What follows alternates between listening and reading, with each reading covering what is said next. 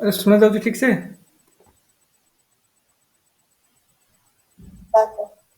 କାରଣ ନେଟ୍ ଟିକେ ପ୍ରୋବ୍ଲେମ୍ ହେଇପାରେ ଆଜି। ଦେଖ ଆଜି ଆମେ କୋଉ ପର୍ଯ୍ୟନ୍ତ ଯାଇଥିଲେ କି ରେ? ଆମେ ଯାଇଥିଲେ ଆନ୍ସିଏଣ୍ଟ ଇଣ୍ଡିଆର କୋଉ ବର୍ଦ୍ଧନ ଡାଇନାଷ୍ଟି ଯାଇଥିଲେ। ବର୍ଦ୍ଧନ ଡାଇନାଷ୍ଟି ଏଲସୋ ନୋନ୍ ଆଜ୍ ବର୍ଦ୍ଧନ ଡାଇନାଷ୍ଟି ବି ଆଉ କଣ କୁହାଯାଏ? ରିଭାଇଜ କରୁଛୁ ନା ନାଇଁ ସେଗୁଡ଼ା ଯାହା ପଢା ହେଇଛି ସବୁ? ପୁଷ୍ୟଭୂତି ପୁଷ୍ୟଭୂତି ଡାଇନାଷ୍ଟି ଓକେ। ତ ଆମେ କୋଉ ପର୍ଯ୍ୟନ୍ତ ଯାଇଥିଲେ? ପୁଷ୍ୟଭୂତି ଡାଇନାଷ୍ଟି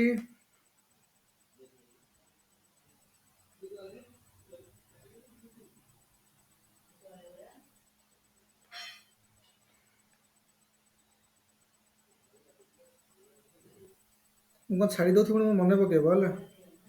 ସବୁ ତ ମୁଁ କଭର କରିବା ଯେତିକି ଆମର ପଢ଼ିବ ମୁଁ ଦେଖୁଛି ସେଟା ପଢ଼ିବ ବୋଲି ସବୁ। ଆଚ୍ଛା ଆମେ ଜାଣିଥିଲେ ଯେ ବର୍ତ୍ତମାନ ବର୍ଦ୍ଧନ ବର୍ଷ ଯାଇଥିଲେ, ବର୍ତ୍ତମାନ ଟିକେ ସାଉଥ ଇଣ୍ଡିଆକୁ ଯିବା ହେଲା। ବର୍ତ୍ତମାନ ସାଉଥ ଇଣ୍ଡିଆର ତଳପଟୁ ଯିବା ଆମେ ସଙ୍ଗମ ଡାଇନାଷ୍ଟିରୁ ଷ୍ଟାର୍ଟ କରିବା।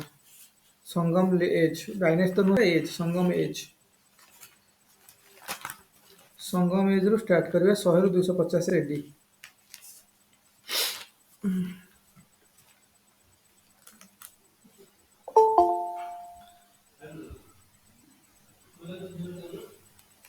ଦେଖ ପ୍ରଥମେ ଆମେ ପଢିଲେ ଆଇଭିସି। ଆଇଭିସି ମାନେ କଣ କିରେ? ଆଇଭିସି ମାନେ इंडस वैली सिविलाइजेशन। प्रथम आईबीसी पढ़ले, तापर एलिवेदिक स्टेज पढ़ले, तापर लैक्टोवेदिक स्टेज पढ़ले, तापर जैनिज्म बुद्धिज्म पढ़ले, तापर महाजनपद पढ़ले। महाजनपद रे मगध महाजनपद पढ़ले। मगध महाजनपद रे प्रथमे कौन हरिणक डायनास्टी पढ़िले, तापर सुशनागढ़ डायनास्टी पढ़िले, तापर को डायनास्टी पढ़ले सुशनागढ़ डायनास्टी पर को डायनास्टी पढ़ले नंद डायनास्टी पढ़ले, तापर को डायनास्टी पढ़ले मौर्य डायनास्टी पढ़ले, तापर को डायनास्टी मौर्य डायनास्टी पर डिसइंटीग्रेशन स्टार्ट हेगा। डिसइंटीग्रेशन स्टार्ट हेकी सब अटैक कले, बहुत छोट छोट राज्य रे परिणत हो गला। तो जो नेटिव रूलर रे कंटिन्यू कले तांको से माने हेले के से माने हेले के सुंग डायनास्टी, तापर हेला कन्नौज डायनास्टी, तापर हेला सातवाहन डायनास्टी हैला। किंतु पुणी जो माने बाहर जो माने फॉरेनियर गुडे जो अटैक कले से माने के हेले, से माने हेले फास्ट ला इंडो ग्रीक माने अटैक कले। तांकर किछटा साम्राज्य रहिला किछ समय पई। तापरे के रहिला, तापर के रहिला कि शक माने ହେଲା। तापर रहला प्रथियार डायनास्टी, तापर कुषाण मान रहले ହେଲା। एतिकी पढ़िଥିଲେ।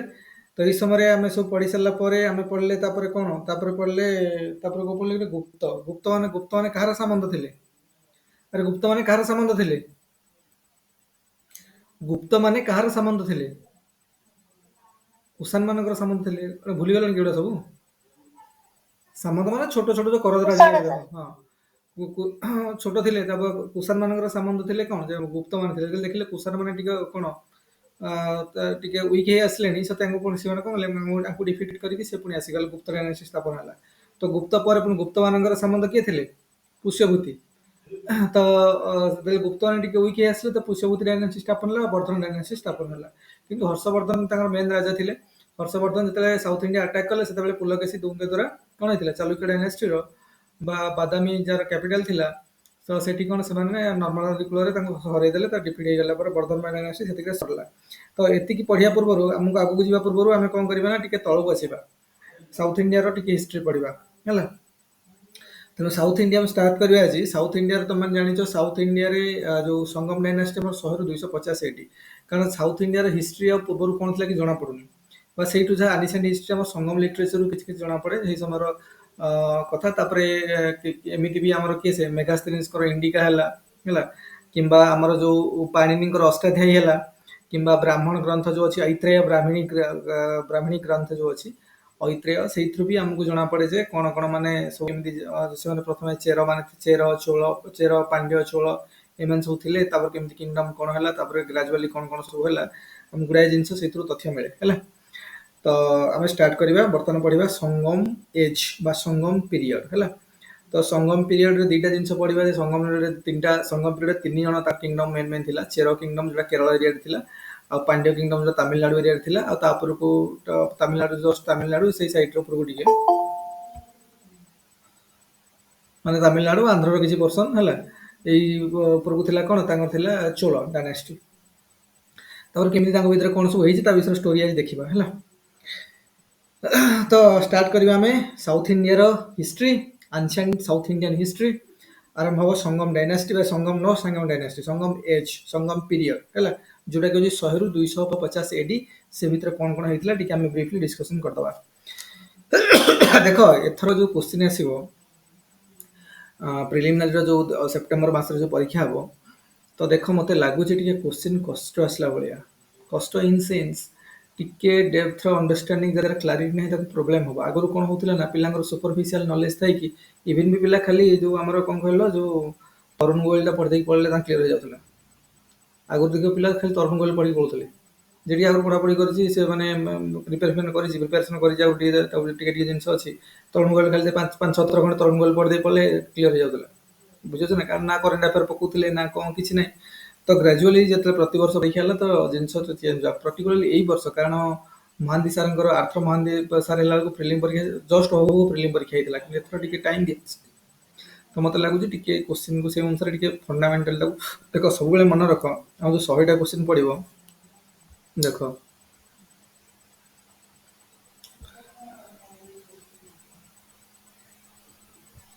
ଆମର ଯୋଉ 100ଟା କୋଶ୍ଚିନ୍ ପଡିବ,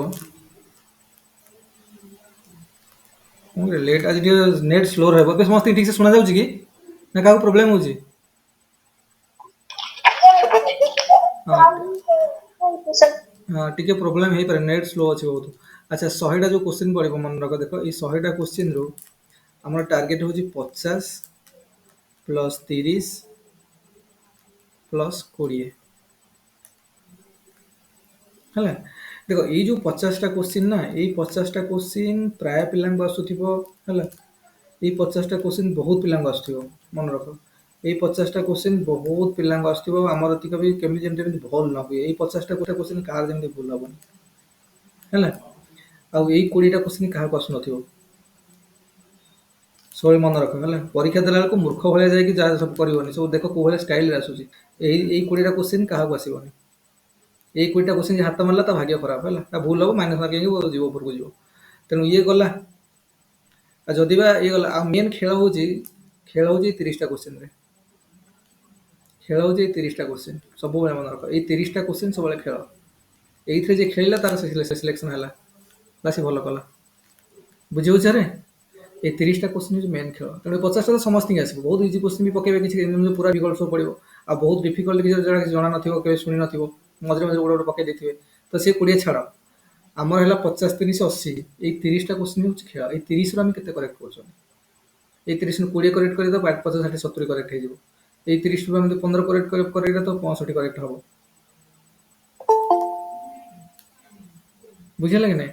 ତେଣୁ ଏଇ 30ଟା କୋଶ୍ଚିନ୍ ଆମେ କେତେ କରେକ୍ଟ କରୁଛନ୍ତି ସେଇଟା ହଉଛି ମେନ୍ ଇମ୍ପୋର୍ଟାଣ୍ଟ ଜିନିଷ।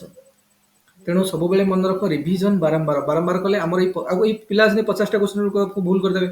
ସିଲି ମିଷ୍ଟେକ୍ ହେଇଗଲା, କୋଶ୍ଚିନ୍ ଠିକ ସେ ପଢିନି, ନଟ ଦେଇଥିଲା, ଇନକରେକ୍ଟ ଦେଇଥିଲା। ଏଇଟା ସବୁ ଯେତେ ଆମେ କୋଶ୍ଚିନ୍ ପ୍ରାକ୍ଟିସ କରିବା ନା, ଆଉ side by side C shirt B practice କରୁଥାଉ। କାରଣ ଏଥର ଯଦି ସି ସାଟ ବି ଟିକେ ମାନେ ଡେପ୍ଥ ପକେଇଲା ଯଦି ପୁଣି ପ୍ରୋବ୍ଲେମ ହେଇଯିବ। ତେଣୁ side by side C SAT 4-5ଟା କୋଶ୍ଚିନ୍ ଡେଲି, 10ଟା କୋଶ୍ଚିନ୍, 6-7ଟା କୋଶ୍ଚିନ୍ ଯେତେ ପାରୁଛ କିଛି ଡେଲି ବେସିସରେ ଇଭେନ୍ ଗୋଟେ କୋଶ୍ଚିନ୍ ବି ହେଲା ଦିନକୁ, ଯଦି କୋଉଦିନ କରିହେଲାନି ଗୋଟେ କୋଶ୍ଚିନ୍ ବି ସଲ୍ଭ କରିଦିଅ ହେଲା। କିଛି କୋଶ୍ଚିନ୍ ଡେଲି ହେଇ ଚାଲିଥାଉ ହେଲା, ସି ସାଟର ବି।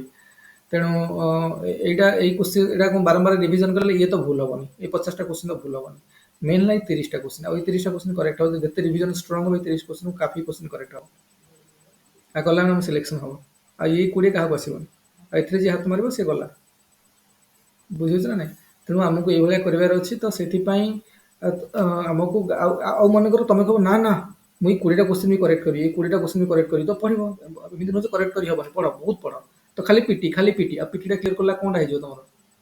ଆରେ ଖାଲି ପିଟିରେ ତମେ ମନେକର 170 ମାର୍କ ରଖିବ 200ରୁ, କଣଟା ହେଇଯିବ? କଣ ସିଲେକ୍ସନ ହେଇଯିବ? ମେନ୍ ହେଲା ମେନ୍ ପରୀକ୍ଷା ନା। ତେଣୁ ଆ ପାଇଁ ଏତେ ବି ଦବା ଦରକାର ନାହିଁ। ଆମକୁ ଏଇ 30ଟା ଉପରେ ଆମେ ଯେତିକି ଜିନିଷ ଅଛି ତାକୁ ବି ରିଭିଜନ କଲେ ଆମ ରେଞ୍ଜକୁ ପଳେଇ ଆସିବା, ଆମେ ସିଲେକ୍ସନ ରେଞ୍ଜକୁ ପଳେଇ ଆସିବା। ୱାନ୍ସ ସିଲେକ୍ସନ ହେଇଗଲା, ନେକ୍ସଟ ମେନ୍ ଆସିଯିବ, ଆମର ମେନ୍ ଟାର୍ଗେଟ ଆସିଯିବ ମେନ୍ ପରୀକ୍ଷା। ଆଉ ମେନ୍ ପରୀକ୍ଷାରେ ଯେତେ ଚାଷ କରିବା ସେତେ ବଢିଆ ରାଙ୍କ ରହିବ। ବୁଝିପାରୁଛ ନା ନାଇଁ? ଆଉ ଏମିତି ମଧ୍ୟ ଖାଲି ପିଟି ଚାଷ କରି ଚାଲିଛେ। ପିଟିର ଗୋଟେ ଲେବୁଲ ଅଛି, ଆମକୁ ସେ ରେଞ୍ଜ ଭିତରେ ପଶିଯିବାର ଅଛି। ରେଞ୍ଜ ଭିତରେ ପଶିଗଲା, ରେଞ୍ଜ ହଉଛି 30ଟା କୋଶ୍ଚିନ୍। ସବୁବେଳେ ସେଇ ଅନୁସାରେ ପଢ଼ିବା ପାଇଁ ଆମକୁ ସେମିତି ପ୍ରିପାରେସନ୍ ହେବା ଦରକାର। ଆମକୁ ଯେତିକି କରାହେଉଛି କ୍ଲାସ୍‌ରେ ବର୍ତ୍ତମାନ ସେତିକି ରିଭିଜନ୍ କଲେ ବି ଆମ କାମ ହବ। ଆମର ଏଜ୍ ଭିତରେ ପଳେଇ ଆସିବା। ଆଉ ଯଦି ପାରୁଛ ଅଧିକ ପଢ଼ିଲେ କିଛି ଖରାପ ନାହିଁ, କିନ୍ତୁ ଆମେ ବି ତ ସବୁ ଟାଇମ୍ ବି ତ ଅଛି ନା, ଟାଇମ୍ ଅଛି ରିଭିଜନ୍ କରିବାକୁ ପଡ଼ିବ। ଖାଲି ପଢ଼ିଦେଲେ କ'ଣ ହବ? ରିଭିଜନ୍ ଦରକାର ନା, ଯାହା ପଢ଼ିବ ତାକୁ ନୋଟ୍ କରିଦେଉଥିବ ଆଉ ତାକୁ ରିଭିଜନ୍ ଦରକାର। ଆଉ ଖାଲି ପଢ଼ିକି ୱିଦାଉଟ୍ ରିଭିଜନ୍ ଇଜ୍ ୱର୍ଥଲେସ୍, ହେଲା, କିଛି ମନେ ରହିବନି। ଆଚ୍ଛା ଶୁଣ, ଆମେ ଷ୍ଟାର୍ଟ କରିବା ଆଜି ସଙ୍ଗମ ପିରିୟଡ଼, ଯୋଉଟାକି ହେଉଛି 100 ରୁ 250 AD ସାଉଥ୍ ଇଣ୍ଡିଆନ୍ ହିଷ୍ଟ୍ରି।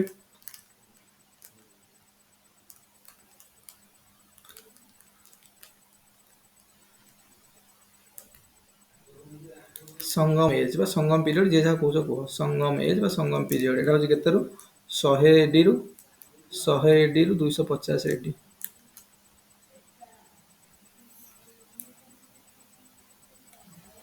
ଏ ଭିତରେ ଖେଳ ହବ, ହେଲା। ତ ଯେତେବେଳେ ଦେଖ, ଯେତେବେଳେ ନର୍ଥ ଇଣ୍ଡିଆରେ ସବୁ ମୌର୍ଯ୍ୟ ଡାଇନାଷ୍ଟି, ହେଲା, ନନ୍ଦ ଡାଇନାଷ୍ଟି, ମୌର୍ଯ୍ୟ ଡାଇନାଷ୍ଟି ଏସବୁ ଚାଲିଥିଲା,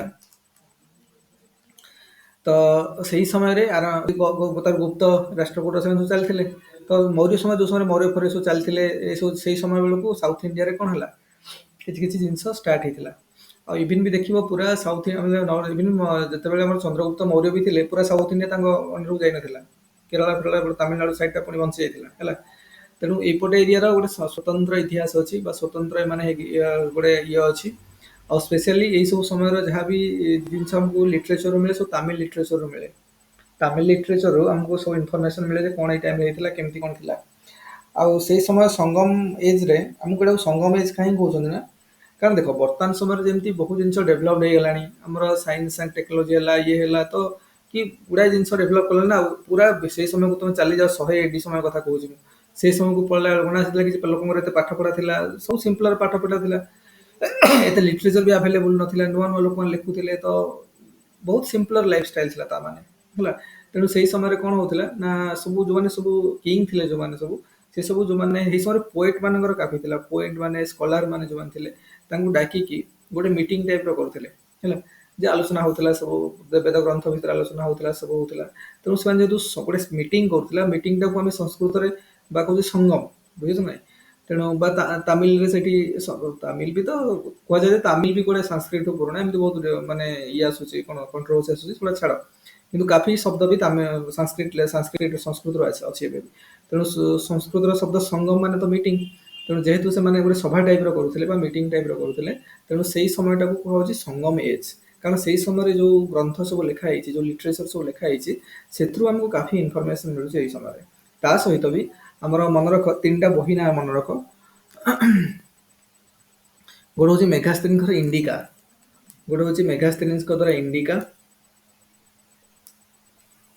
ଆଉ ଗୋଟେ ପାଣିନିଙ୍କର ଅଷ୍ଟାଧ୍ୟାୟୀ। ପାଣିନିଙ୍କର ଅଷ୍ଟାଧ୍ୟାୟୀ, ଅଷ୍ଟାଧ୍ୟାୟୀ ସ୍ପେଲିଂ ଏମିତି ରେ ଦେଖିଦବ ଟିକେ। ଇଣ୍ଡିକା, ପାଣିନିଙ୍କର ଅଷ୍ଟାଧ୍ୟାୟୀ, ତାପରେ ଐତ୍ରେୟ ବ୍ରାହ୍ମଣୀ ଗ୍ରନ୍ଥ,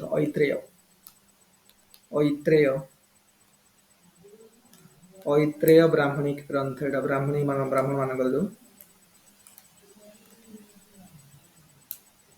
ବ୍ରାହ୍ମଣିକ ଗ୍ରନ୍ଥ। ତ ଏଇ ସବୁ ଜିନିଷ, ଏଇଟା ହେଲା ଇଣ୍ଡିକା, ଅଷ୍ଟାଧ୍ୟାୟୀ। ଏସବୁ ଭିତରେ ବି ଆମର ସବୁ ବିଭିନ୍ନ ପ୍ରକାର ଯୋଉ ସବୁ କିଙ୍ଗଡମ ଥିଲା ଏଇ ସାଉଥ୍ ଇଣ୍ଡିଆରେ, ସବୁ କ'ଣ କ'ଣ ଥିଲା, ସେଥିରେ ବି କିଛି ଇନଫର୍ମେସନ୍ ଆମକୁ ମିଳେ, ବୁଝିହେଲା। ତେଣୁ ଏଇ ସବୁ ଇନଫର୍ମେସନ୍‌କୁ ବେସ୍ କରିକି ଆମେ ଯାହା ଜାଣୁଛେ ଯେ ସବୁ ସଙ୍ଗମ ଏଜ୍ ହେଇଥିଲା, ଯୋଉ ମିଟିଂ ହେଇଥିଲା, ସଭା ହେଇଥିଲା। ତ ମେନଲି ଯେମିତି ଦେଖିବ ବୌଦ୍ଧ କାଉନସିଲ୍ ହଉଥିଲା, ଆମର ଫାଷ୍ଟ ବୌଦ୍ଧ କାଉନସିଲ୍, ଯୋଉ ମାନେ council, third council, fourth council ଏମିତି ହେଇଥିଲା। ଏଇ ସମୟରେ ବି ଏମିତି ସବୁ ସଙ୍ଗମ ହେଇଥିଲା, 3ଟା ସଙ୍ଗମ ହେଇଥିଲା, ଫାଷ୍ଟ, ସେକେଣ୍ଡ, ଥାର୍ଡ, ହେଲା। ତ ଫାଷ୍ଟ ଆମେ ଲେଖିବା, ଏଇ ସମୟରେ ଦେଖ ମେନଲି ଆମର ଯୋଉ 3ଟା କିଙ୍ଗଡମ ଥିଲା ଏଇ ସମୟରେ, ଦେଖ ଏଇ ସମୟରେ ସାଉଥ୍ ଇଣ୍ଡିଆରେ ଆମର 3ଟା କିଙ୍ଗଡମ ଥିଲା, ଯୋଉଟାକୁ ଏଇ ଗ୍ରନ୍ଥ ମାନଙ୍କର ଇଣ୍ଡିକା, ଇଏ ସବୁ ଇଣ୍ଡିକା, ତାପରେ ଆମର କ'ଣ ଅଷ୍ଟାଧ୍ୟାୟୀ, ଐତ୍ରେୟ ଗ୍ରନ୍ଥ, ଏଇ ସବୁ ଜିନିଷ ଜଣା ପଡୁଛି। ତେଣୁ ଏଇଟା ସାଉଥ୍ ଇଣ୍ଡିଆ ମାନଙ୍କର ଆମର ହେଲା। ତ ସାଉଥ୍ ଇଣ୍ଡିଆର ଏପଟେ ଥିଲେ ଚେର ଡାଇନାଷ୍ଟି, ଦିସ୍ ଇଜ୍ ଚେର ଡାଇନାଷ୍ଟି, ହେଲା। ଚେର ମାନଙ୍କର ଥିଲା କେରଳ ଏରିଆଟା ପୁରା ଚେର ଡାଇନାଷ୍ଟି, ଚେର ମାନେ ଥିଲେ। ତାପରେ ଏପଟେ ସବୁ କ'ଣ ଥିଲେ, ଏପଟେ ଥିଲେ କ'ଣ, ଏଇଟା ଥିଲେ ପାଣ୍ଡ୍ୟ, ଆଉ ଏଠି ଥିଲେ କ'ଣ, ଏଇଟା ପାଣ୍ଡ୍ୟ, ଏମିତି କରିଦେବ ଗୋଟେ, ହେଲା। ଏଇଟା ଥିଲେ କିଏ ସିନା ଚୋଳ, ଆମେ ଆସ୍ତେ ଆସ୍ତେ ପଢିବା ସବୁ ହେଲା। ତ ମେନଲି ଯୋଉ ସଙ୍ଗମ ଲିଟରେଚର ଏଇଟା ସବୁ କଣ ଥିଲା ନା ଏପଟେ ଏଇଟା କୋଉ ନଦୀ ଥିଲା? ଏଇଟା କୋଉ ନଦୀ ଥିଲା କି? କ୍ରିଷ୍ଣା ନଦୀ ହେଲା। କୋଉ ନଦୀ ଥିଲା? କ୍ରିଷ୍ଣା ରିଭର। କ୍ରିଷ୍ଣା ନଦୀର ସାଉଥ କୁ ଏଇ ସବୁ କିଙ୍ଗଡମ ଗୁଡା ଥିଲା। Krishna river. Krishna river. Krishna river ସାଉଥକୁ ଏଇ ସବୁ କିଙ୍ଗଡମ ଗୁଡା ଥିଲା। ଆଉ ମେନଲି ଏଇ ସମୟରେ ଯୋଉ ସଙ୍ଗମ ଲିଟରେଚର ସଙ୍ଗମ ହେଇଛି ମେନଲି କଣ୍ଟ୍ରିବ୍ୟୁସନ ଅଛି ପାଣ୍ଡ୍ୟ କିଙ୍ଗ ମାନଙ୍କର। ଏଠି ବେଶୀ ଇନଫ୍ଲୁଏନ୍ସିଆଲ ଥିଲେ ସେଇ ସମୟରେ। ପାଣ୍ଡ୍ୟ କିଙ୍ଗଙ୍କର ବେଶୀ କଣ ଇନଫ୍ଲୁଏନ୍ସ ରହିଛି ଅନସିଙ୍ଗଲ ଇନଫ୍ଲୁଏନ୍ସ ରହିଛି କାହା ଉପରେ ସଙ୍ଗମ ଲିଟରେଚର ଉପରେ ବା ସଙ୍ଗମ ଉପରେ। ସଙ୍ଗମ ଏଜ ଉପରେ ଆମର ସଙ୍ଗମ ଲିଟରେଚର ଉପରେ ବା ଯୋଉ ସଙ୍ଗମ କରାହେଇଥିଲା ସେଗୁଡ଼ା ସବୁ ସଙ୍ଗମ ଯୋଉ ଆରେଞ୍ଜମେଣ୍ଟ ହେଇଥିଲା ତିନିଟା ସଙ୍ଗମ ହେଇଥିଲା ଇନଫ୍ଲୁଏନ୍ସ ଅନ୍ ଥ୍ରୀ ସଙ୍ଗମ ହେଲା।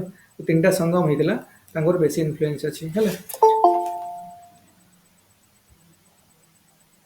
ତ ଆମେ ଷ୍ଟାର୍ଟିଂରୁ ଦେଖିବା ବର୍ତ୍ତମାନ ଆଜି କଣ ନା ଷ୍ଟାର୍ଟିଂରୁ ଆମେ ଦେଖିବା ଗୋଟିଏ ଗୋଟିଏ ସଙ୍ଗମରେ କଣ କଣ ମେନ୍ ମେନ୍ ହେଇଥିଲା ବା ଲେଖିବା ଫାର୍ଷ୍ଟ ସେକେଣ୍ଡ ଥାର୍ଡ ସଙ୍ଗମ। ଫାର୍ଷ୍ଟ ସେକେଣ୍ଡ ଥାର୍ଡ ସଙ୍ଗମ ଦେଖ ତ ଲେଖ ଯେ ଆମର କଣ ହେଇଥିଲା ସଙ୍ଗମରେ ତିନିଟା ସଙ୍ଗମ ହେଇଥିଲା ଥ୍ରୀ ସଙ୍ଗମ ହେଇଥିଲା ହେଲା। ଥ୍ରୀ ସଙ୍ଗମରୁ ମାନେ କାହା ଦ୍ୱାରା ହେଇଥିଲା ଏଗୁଡ଼ା ସବୁ ଯୋଉ ହେଇଥିଲା ମାନେ ଲାଙ୍ଗୁଏଜ କଣ ହେଇଥିଲା ତାମିଲ ଲାଙ୍ଗୁଏଜ ମନେ ରଖ ତାମିଲ ଲାଙ୍ଗୁଏଜରେ ହେଇଥିଲା ସବୁ ତାମିଲ ଲାଙ୍ଗୁଏଜ ତାମିଲ ଲାଙ୍ଗୁଏଜରେ ହେଇଥିଲା। ଆଉ କାହା ଦ୍ୱାରା ହେଇଥିଲା ପାଣ୍ଡ୍ୟ କିଙ୍ଗଙ୍କର ପାଣ୍ଡ୍ୟ କିଙ୍ଗ ମାନଙ୍କର ଇନଫ୍ଲୁଏନ୍ସ ମାନେ ପାଣ୍ଡ୍ୟ କିଙ୍ଗ ମାନେ ହିଁ ଜିନିଷ ଉପରେ କଣ ବେଶୀ କରାଇଥିଲେ ପାଣ୍ଡ୍ୟ କିଙ୍ଗ ପାଣ୍ଡ୍ୟ କିଙ୍ଗ ହେଲା ମନେ ରଖିଥା ସାର୍ ରେକର୍ଡ କରୁଛନ୍ତି ଏ ରେକର୍ଡିଂ ହେଇନି ହଁ ରେକର୍ଡିଂ ହେଇଛି ନା ପ୍ରଥମରୁ କରିଛି ରେକର୍ଡିଂ ହେଇଛି ପାଣ୍ଡ୍ୟ କିଙ୍ଗ ମାନଙ୍କ ଦ୍ୱାରା ହେଇଥିଲା ହେଲା। ତ ଆମେ ଦେଖିବା ଫାର୍ଷ୍ଟ ସଙ୍ଗମ ଥାର୍ଡ ସଙ୍ଗମ ଆଉ ସରି ଫାର୍ଷ୍ଟ ସେକେଣ୍ଡ ଥାର୍ଡ ସଙ୍ଗମ ଦେଖିବା। ଫାର୍ଷ୍ଟ ସଙ୍ଗମ ବିଷୟରେ ଲେଖ। ଫାର୍ଷ୍ଟ ସଙ୍ଗମ ଆରେ କେହି କ୍ଲାସ ମିସ୍ କରନି ଏଇଟା ହେଲା। ଫାର୍ଷ୍ଟ ସଙ୍ଗମ ମାନେ ଭାବୁଛ ରେକର୍ଡିଂ ହଉଛି ବୋଲି ମୁଁ କ୍ଲାସ କରିବିନି ସେମିତି ନୁହଁ କ୍ଲାସ ସମସ୍ତେ ଆଟେଣ୍ଡ କର। ଫାର୍ଷ୍ଟ ସଙ୍ଗମ ଦେଖ ଫାର୍ଷ୍ଟ ଦେଖେଇବେ କି କୋଉଟା ଆର ପେଜଟା ହଁ ଫାର୍ଷ୍ଟ ସଙ୍ଗମ ସେକେଣ୍ଡ ସଙ୍ଗମ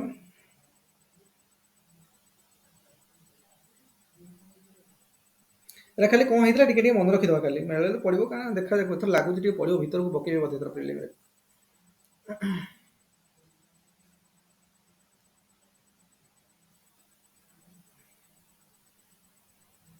ସରିଲା ହଁ ସାର୍ ଓକେ। ଦେଖ ଫାର୍ଷ୍ଟ ସଙ୍ଗମ ବିଷୟରେ ଲେଖ। ଏଇଟା କୋଉଠି ହେଇଥିଲା ଦକ୍ଷିଣ ମଦୁରାଇରେ ମଦୁରାଇ ଜାଣିଛ ଆଗରୁ ତ ଉତ୍ତର ମଦୁରାଇ ଦକ୍ଷିଣ ମଦୁରାଇ ଥିଲା ତ ଦକ୍ଷିଣ ମଦୁରାଇରେ ହେଇଥିଲା ଦକ୍ଷିଣ Madurai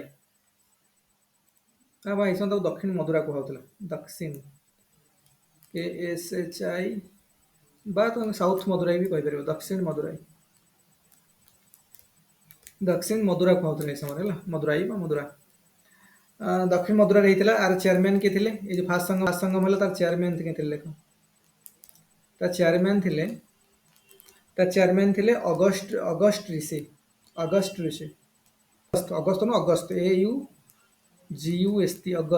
AUGUST August Rishi chairman ଥିଲେ। ଆଉ ଅଗଷ୍ଟ ରିଷିଙ୍କୁ କୁହାଯାଏ ଫାଦର ଅଫ୍ ତାମିଲ ଲିଟରେଚର ମନେ ରଖିଦିଅ ୟାଙ୍କୁ କୁହାଯାଏ father of Tamil literature Agastya ରିଷିଙ୍କୁ କୁହାଯାଏ ଫାଦର ଅଫ୍ ତାମିଲ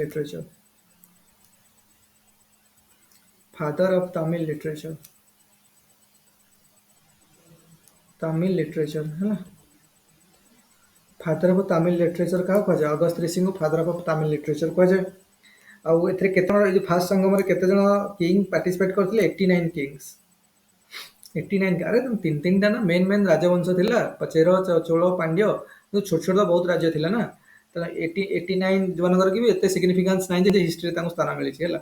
କିନ୍ତୁ ଏତେ ସିଗ୍ନିଫିକାନ୍ସ ନହେଲେ ବି ତ ଥିଲା ନା ତେଣୁ 89 କିଙ୍ଗ ସେଥିରେ ଯୋଗ ଦେଇଥିଲେ ଏଇ ସଙ୍ଗମରେ ଆଉ ତାଙ୍କୁ କହିଥିଲେ ନିଜ ନିଜ ରାଜପ୍ରସାଦର ଯୋଉ ଇମ୍ପୋର୍ଟାଣ୍ଟ କବି ଅଛନ୍ତି ବା ସ୍କଲାର ଅଛନ୍ତି ତାଙ୍କୁ ନେଇକି ସବୁ ଆସିବ ସେ ସବୁ ନେଇକି ଆସିଥିଲେ 89 କିଙ୍ଗ ଏଥିରେ ପାର୍ଟିସିପେଟ କରିଥିଲେ।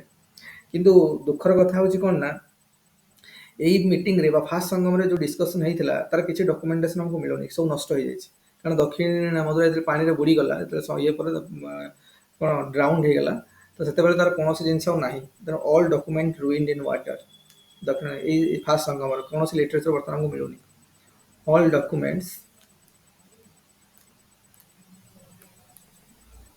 डॉक्यूमेंट्स रुइंड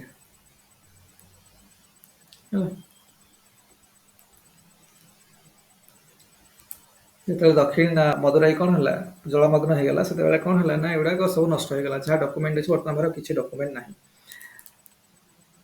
ଟିକେ ଟିକେ ଜଷ୍ଟ ଖାଲି ବ୍ରିଫଲି ମନେ ରଖ କେତେବେଳେ କ'ଣ ହେଇଥିଲା ତାପରେ କିନ୍ତୁ ଆର ବେଶୀ ଇମ୍ପୋର୍ଟାଣ୍ଟ ଯେ ଚେୟାରମ୍ୟାନ୍ ଯଦି ପଡ଼ିଲା ତ କହିବ ଅଗଷ୍ଟ ଋଷି ଥିଲେ ଯିଏ ଫାଦର ଅଫ୍ ତାମିଲ ଲିଟରେଚର 89 କି ଜଏନ୍ କରିଥିଲେ ତାପରେ ସେକେଣ୍ଡ ସଙ୍ଗମକୁ ଯିବା ସେକେଣ୍ଡ ସଙ୍ଗମ ଲେଖ ସେକେଣ୍ଡ ସଙ୍ଗମ ଯୋଉ ହେଇଥିଲା सेकेंड संगम देख सेकेंड संगम कौटी होता कापाटपुरम जो अलुआर आज अलु कह जो तमिलनाडु में कपटपुरम कापटपुरम जहाँ कापटपुरम कापटपुरम जो कह अलुआर है कापटपुरम चेयरमैन किए थे यार खाली केबे किए कोठी हेइथिला चेयरमैन थिले कोन लिटरेचर अवेलेबल अछि नै से जिंस नै कथा चेयरमैन स्पेलिंग केन से जे चेयरमैन के थिले चेयरमैन थिले अगस्त ऋषि थिले प्रथम रु थिले अगस्त ऋषि प्रथम थिले तापर आंगु के कले देन आंगु रिप्लेस कले केसे तोलकापियम देखो टे तमिल लैंग्वेज टा तेणु ना गुड़ा अखड़ुआ रहा तेणु से अनुसार रेडी रुह तोलकापियम है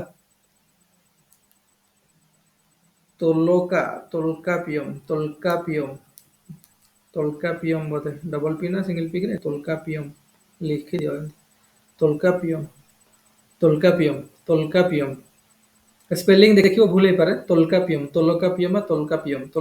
है आ ये गोटे बही लिखी तोलकापियम आगु जाई पढ़िबा ना हूँ तोलका पियर ये बही ना हूँ तोलका पियर बही लिखी ता ना तोलका पियम जो बुक ये लिखी ये बुक रो ना हूँ तोलका पियम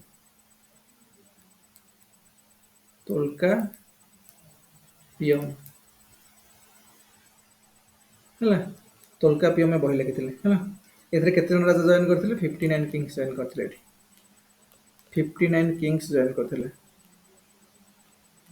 है बुझिला तो प्रथम देख सेकेंड संगम होता कोटी कापटापुरम जो अलुअर चेयरमैन किए थे अगस्त ऋषि थे प्रथम रिप्लेस कले किए से तोलका पियर गोटे बही लिखी तोलकापियम है आउे कौन है ना तोलकापियम तापर कौन कि 59 किंग्स जॉइन करते 59 किंग्स जॉइन करते 59 किंग्स जॉइन करते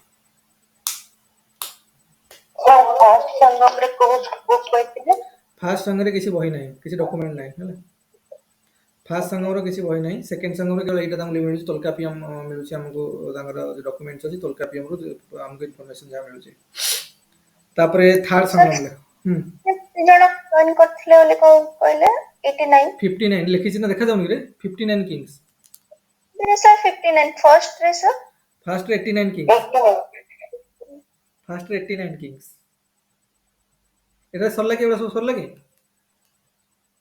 ओके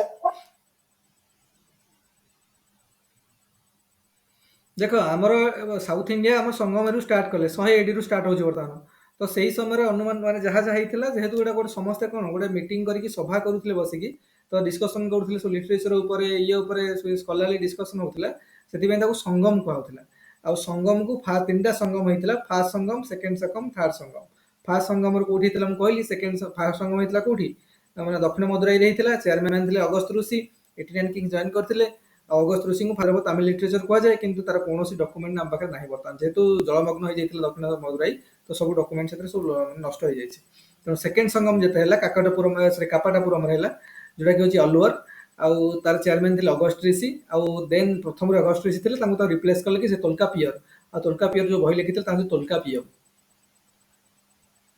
तोलकापियम बुझीगला तना कौन कि तोलकापियम आउ ए कौन 59 किंग्स जॉइन करते प्रथम 89 किंग्स जॉइन करते 59 किंग्स जॉइन करते 18 सब 9 मन रख 89 59 थर्ड पड़िया 49 है तापर से थर्ड संगम, थर्ड संगम, थर्ड संगम है, थर्ड संगम मन रख। थर्ड संगम होता कोड़ा उत्तरी मदुराई, एटा नॉर्थ साउथ मदुराई होता, उत्तरी बा नॉर्थ मदुराई उत्तरी उत्तरी मदुराई, उत्तरी मदुराई, उत्तरी मदुराई बा मदुराई समय कहला, मदुरा जोटा कहे ना उत्तरी मदुरा कहला, बर्तमान मदुराई, एटा मदुराई, मदुराई अरे आई बर्तमान मदुराई है। तापर चेयरमैन किए थे नाकियर, और चेयरमैन किए थे मन रखिए, चेयरमैन थे नाकियर, चेयरमैन थे नाकियर, NAKK। देखो यही समय जेहेतु माने कौन यार भी किसी लिटरेचर मिलूनी, बुझुछ ना नहीं, एवढा भी किसी बिग लिटरेचर मिलूनी। एठी 49 किंग जॉइन करथिले, 49 किंग जॉइन करथिले। तापरे एठी कोन है ना, एथरे भी नो बिग लिटरेचर, किसी हमको लिटरेचर मिलूनी समय, नो बिग लिटरेचर। तो हमको केवल तोलका पीएम जो मिलूची से गुड़ाए जिन हमको मिली है। तापर भी अलग सब ये समय अलग अलग लोक मैंने भी किसी किसी रचना कर आगू जाकि पढ़ा। अच्छा ये सरला, तो आम कौन करवा जे आरंभ करवा टी जो डायनास्टी तीन टांग थिला ता विषय टी स्टार्ट करवा।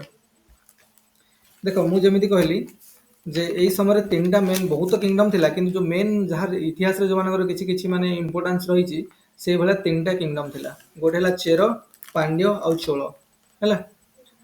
देख यही समय ये साउथ इंडिया, ये साउथ इंडिया, तो ये कौन थिला, ये आमर थिला चेर किंगडम, ये चेर, चेर। तो ये आमर थिला कौन, ये आमर थिला ये पूरा एरिया एटा थिला कौन पांड्य,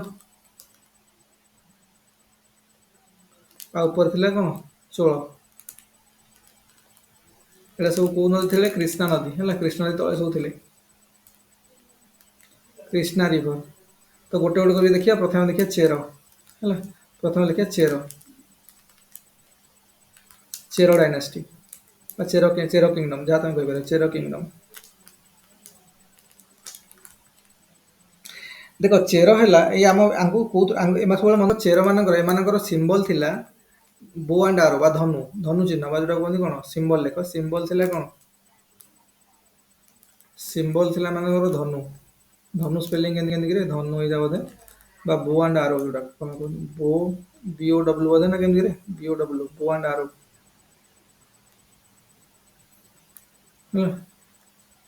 एम चिन्ह थिला चेर किंगडम एम विश्राम जानूचे कौटू मेन है तो एम विषय आम जानूँ अशोकर सेकेंड इनस्क्रिप्शन जो शिलालेख था अशोकर, अशोकर second इनस्क्रिप्शन, Ashok second इनस्क्रिप्शन, second इनस्क्रिप्शन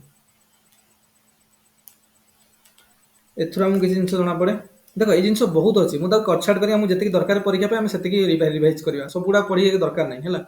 Ashok second इनस्क्रिप्शन थिला, तापरे आमको किसी मिलूँ से एक्चुअली से चोल चोल चोल मान कौन कहला केरली पुत्र कहला, केरली पुत्र केरल पुत्र केरल पुत्र कहला से कहला केरल पुत्र से सेकेंड इनस्क्रिप्शन लिखाई से केरल पुत्र लिखाई, केरल पुत्र,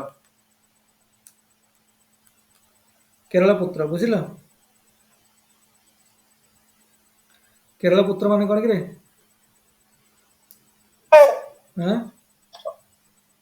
चेरा को कहला ना चोला को, चेर को चेर को आम चेर पढ़ुं ना चोल कौन आसला अरे आम चेर पढ़ुं चेर ही यही एरियाटा बर्तमान आम पढ़ुं चोल एटा एरिया पढ़ुं बर्तमान ये पढ़ुं चोल एटा केरल एरिया केरल एरिया अच्छी चोल मान को कौन कहला कि अशोकर इनस्क्रिप्शन भी हमको इनफॉरमेशन मिले जो कौन कही चेर मान को कहला कलिंग पुत्र, कहला कलिंग पुत्र ओके। तापर भी आमको जो अच्छी आमर ब्राह्मणी ग्रंथ ऐत्रेय है से भी कहला चेरपद भी कहला चेरपद ऐत्रेय ब्राह्मणी ग्रंथ ऐत्रेय ब्राह्मणी ग्रंथ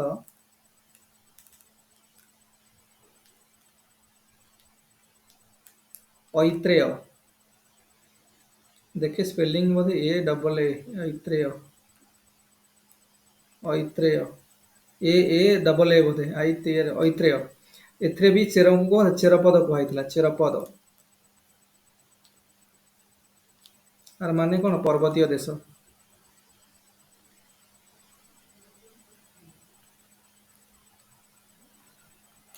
अच्छा चेरपद होत एथिरे भी हम चेर मानक विषय रे किछ इन्फॉर्मेशन मिले आउ एटा होची हमर एटा को कोस्ट की एटा ये चेरो किंगडम थिला ए कोस्टा कोन की कोस्ट एटा कहतला ए की कोस्ट एटा वेस्टर्न कोस्ट हां एटा की कोस्ट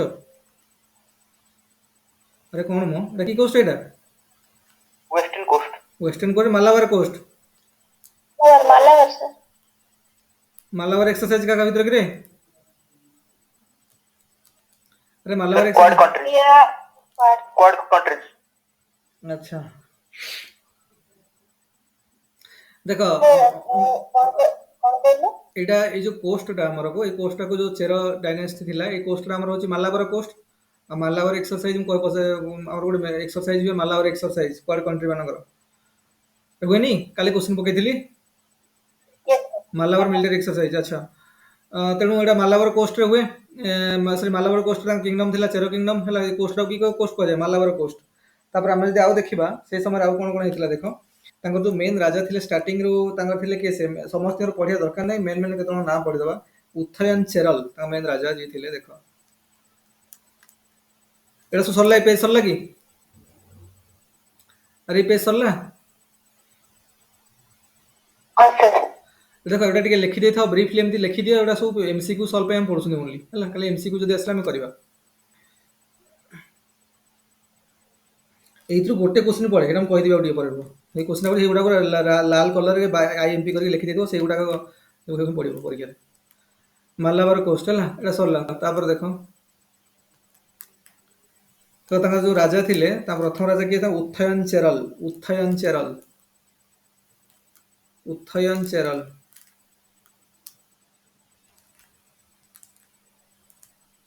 उथयन उथय Uthiyan Uthiyan Cheral Cheral C H E R spelling देखो स्पेलिंग देखि दो टी भूल थाई पारे उथियन चेरल तो पूरा नाम होची उथियन चेरल आंथन मैं खाली बंद रखो उथियन चेरल थिले आंको पर हेले किए से आंको पर हेले सेंगुथुबन मन रख C H E N G U सेंगु सेन गुटुबन बा सेंगु गुटुबन जहाँ भी कहब सेन गुटुबन गुटुबन गुटुबन सेन गुटुबन है सेन गुटुबन आंगर आंगु भी कह जाए रेड ये वेरी वेरी इंपोर्टेंट आईएमपी करके लिखो एटा ये गोटा परीक्षा पड़ो सेन गुटुबन कर तांगु भी कह जाए रेड चेर आंगु भी कह जाए रेड चेर भी कह जाए आम आउ गले पढ़ा कहीं रेड चेर कहला मेन है आंगर स्त्री ना था कनकी कनकी है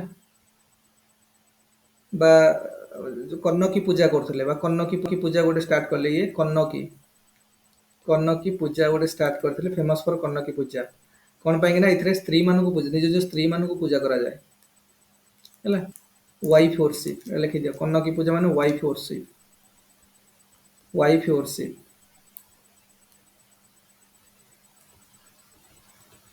हमें पढ़िबा आपर जे पढ़िबा गोटे अछि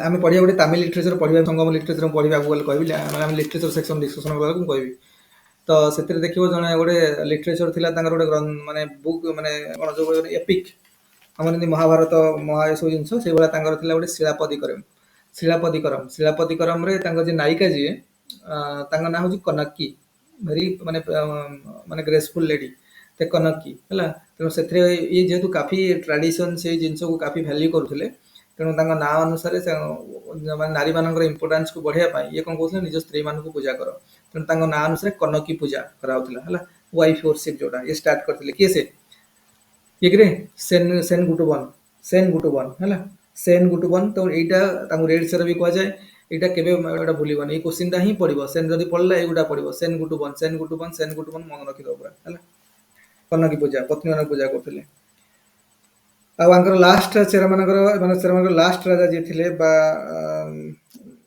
ମାନେ ମେନଲି ଲାଷ୍ଟ କଣ ସେଇ ସମୟରେ ଥିଲେ ତାଙ୍କ ନାଁ ହଉଛି ଆଦିଗମନ। ଆଦିଗମନ ଦେଖ ବହୁତ ରାଜା ଥିଲେ କିନ୍ତୁ ସବୁଗୁଡା ଥୋଡି ଆମେ ପଢିକି ମନେ ରଖିବା ବୁଝିପାରୁଛ ନାହିଁ। ଆମ ମେନ୍ ମେନ୍ ଯାହା ସମୟରେ କିଛି କିଛି ହେଇଛି ସେଟା ପଢିଦବା। ଆଦିଗମନ ଆଦିଗମନ କଣ ନା ସୁଗାର କେନ୍ କଲ୍ଟିଭେସନ ଷ୍ଟାର୍ଟ କରିଥିଲେ ସାଉଥ ଇଣ୍ଡିଆରେ। started started sugar cane cultivation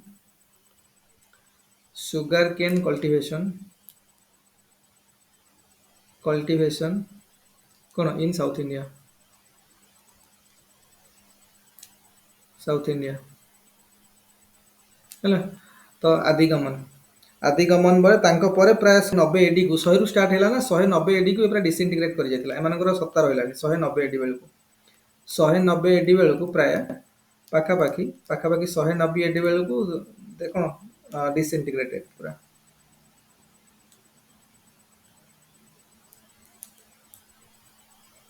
ଦେଖ ଚେରରୁ ଯଦି କୋଶ୍ଚିନ୍ ଆସିବ ଜାଣିବ ଯେ ଚେରରୁ ଅଶୋକଙ୍କର ଇନସ୍କ୍ରିପସନ କେବୁତ୍ର କୁହାଉଥିଲା। ଐତ୍ରେୟ ଗ୍ରନ୍ଥରେ ସେମାନଙ୍କୁ କଣ ଚେରପଦ କୁହାଉଥିଲା। ଏଇଟା କୋଉଠି ମାଲାବାର କୋଷ୍ଟରେ ଆଜିର କେରଳ ଯୋଉ ଏରିଆରେ ଅଛି ସେଇ ଏରିଆରେ କହୁଥିଲା। ଗୋଟେ ପର୍ବତୀୟ ଦେଶ ବି କୁହାଯାଉଥିଲା।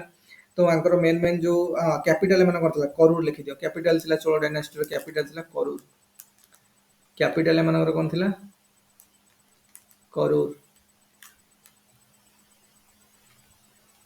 କରୁର ହେଲା କ୍ୟାପିଟାଲ ସିଟି ହେଲା। ତାପରେ ତାଙ୍କର ଯୋଉ ଥିଲେ ରାଜା ମାନେ ଥିଲେ ଜଣେ ଉଥୟନ ଚେରଲ ତାପରେ ସେନଗୁଟୁବନ ତାପରେ ଆଦିଗମନ। ସେନଗୁଟୁବନଙ୍କର ସବୁବେଳେ କୋଶ୍ଚିନ୍ ଆସେ କାରଣ ସେନଗୁଟୁବନ ତାକୁ ରେଡ ଚେର ବି କୁହାଉଥିଲା ଆଉ କନକି ପୂଜା କୁହାଉଥିଲା। କନକି ପୂଜା ମାନେ କଣ ୱାଇଫ worship।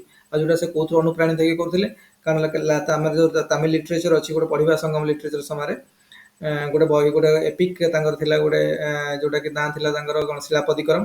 ସେଥିରେ ଯେ ନାୟିକା ଥିଲେ ବା ସେଥିରେ ଯୋଉ ମେନ୍ ଗ୍ରେସଫୁଲ ଲେଡି ଯିଏ ଥିଲେ ତାଙ୍କ ନାଁ ହଉଛି କଣ କନକି। ତାଙ୍କ ନାଁ ଅନୁସାରେ କନକି ପୂଜା କୁହାଉଥିଲା ଯୋଉଥିରେ ୱାଇଫ ମାନଙ୍କୁ worship କରାଯାଏ। ଆଉ ଏଥିରେ ଯୋଉ ୱାଇଫ ମାନେ ନା ସେ ସବୁ ରେଡ ମାନେ ଶାଢୀ ପିନ୍ଧିକି ଆସେ। ତାଙ୍କର ମାନେ କଣ ଥିଲା ଅଛି ରେଡ ଶାଢୀ ପିନ୍ଧିବେ। ଆଉ ଯେହେତୁ ରେଡ ଶାଢୀ ସମସ୍ତେ ପିନ୍ଧିକି ଆସୁଥିଲେ ପୂଜା କରାହଉଥିଲା ତେଣୁ ସେଇ ତାଙ୍କ ରେଡ ଶାଢୀ ଅନୁସାରେ ତାଙ୍କ ନାଁ ଗଲା ରେଡ ଚେର ହେଲା। ଆଚ୍ଛା ଏସବୁ ଜିନିଷ ଗଲା 190 ଏଡି ବେଳକୁ ଏମାନଙ୍କର ଅସ୍ତିତ୍ୱ ପ୍ରାୟ ଗଲା। ତାପରେ ଆମେ ଦେଖିବା ପାଣ୍ଡ୍ୟ ହେଲା। ଟିକେ ଟିକେ ଜାଣିଯିବାର ଅଛି ଖାଲି ସବୁ ବିଷୟରେ। ତାପରେ ଆସିବ ପାଣ୍ଡ୍ୟ। ତାପରେ ଆସିଲେ ପାଣ୍ଡ୍ୟ। ତାପରେ କିଏ କିରେ ପାଣ୍ଡ୍ୟ ହେଲା। ସରିଲା କି ସବୁ ଲେଖିଥିଲେ ଗୁଡା।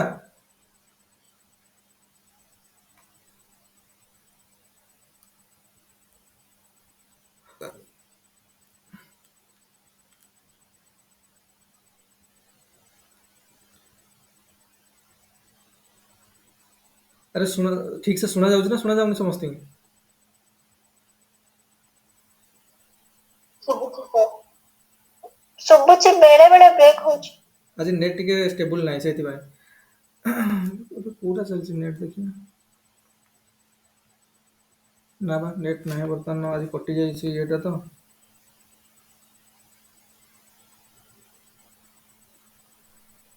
ଆଚ୍ଛା ହଉ ଏଇଟା ତମେ ଦେଖିଲା ବର୍ତ୍ତମାନ ଆମର ସରିଲା ଚେର ହେଲା। ତାପରେ ଆମେ ଯିବା ବର୍ତ୍ତମାନ କୋଉଠିକି ପାଣ୍ଡ୍ୟ। ଆଉ ପାଣ୍ଡ୍ୟ ମାନେ ଟିକେ ବେଶୀ ଇନଫ୍ଲୁଏନ୍ସିଆଲ ଥିଲେ। ସାଙ୍ଗ ସମୟରେ ହିଁ ସବୁର ଯାହା ବି ସଙ୍ଗମ ହେଇଥିଲା ଏମାନେ ସବୁ କଣ୍ଟ୍ରିବ୍ୟୁଟ କରିଥିଲେ। ଏମାନଙ୍କର ମାନେ କଣ ଯୋଉ ଓଡିଆରେ କହୁଛନ୍ତି ପୃଷ୍ଠପୋଷକତାରେ ଏ ଜିନିଷ ସବୁ ହେଇଥିଲା। ତେଣୁ ଏମାନଙ୍କର ମାନେ ଯାହାବି ତିନିଟା ସଙ୍ଗମ ହେଇଥିଲା ସମସ୍ତ କଣ୍ଟ୍ରିବ୍ୟୁସନ ଥିଲା ପାଣ୍ଡ୍ୟ କିଙ୍ଗ ମାନଙ୍କର। ଆଉ ଏହି ସମୟରେ ମେନଲି ପାଣ୍ଡ୍ୟ କିଙ୍ଗ ମାନଙ୍କର କାଫି ଇନଫ୍ଲୁଏନ୍ସ ଥିଲା ହେଲା। କାଫି ଇନଫ୍ଲୁଏନ୍ସିଆଲ ରୁଲର ଥିଲେ ପାଣ୍ଡ୍ୟ କିଙ୍ଗ ମାନେ। ତେଣୁ ପାଣ୍ଡ୍ୟ ମାନେ ସବୁ ଆମେ କରିଥିଲେ। ତେଣୁ ଦେଖିଥା ପାଣ୍ଡ୍ୟ ଲେଖ ଷ୍ଟାର୍ଟିଂ ରେ ପାଣ୍ଡ୍ୟ।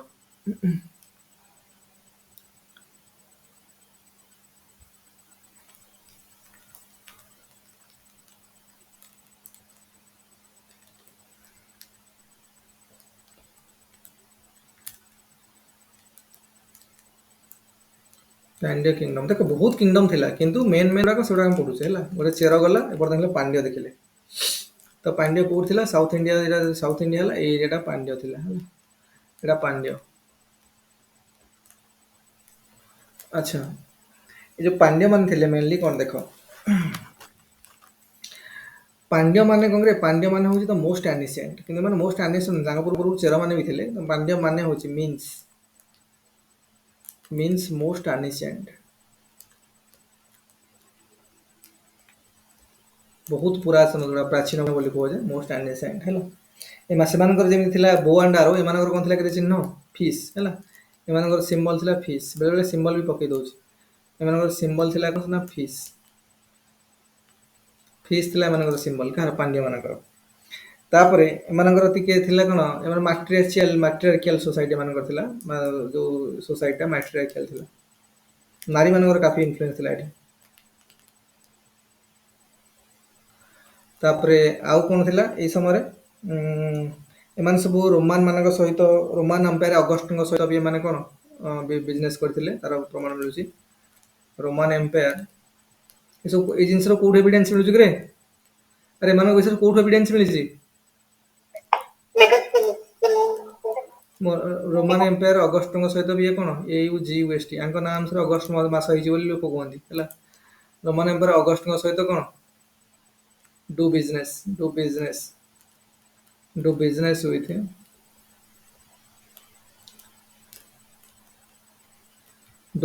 ରୋମାନ ଏମ୍ପାୟାର ଅଗଷ୍ଟଙ୍କ ସହିତ ବିଜନେସ୍ ବି କରିଥିଲେ ବୋଲି ଅଛି। ଏମାନେ କ'ଣ, ସେମାନେ ଯେମିତି ସ୍ତ୍ରୀ ପୂଜା କରୁଥିଲେ, ମାନେ ସମୁଦ୍ରକୁ ପୂଜା କରୁଥିଲେ ପାଣ୍ଡ୍ୟ କିଙ୍ଗ ମାନେ।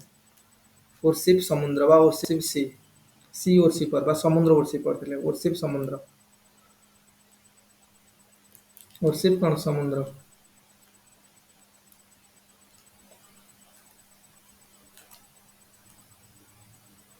ବୁଝିହେଲା?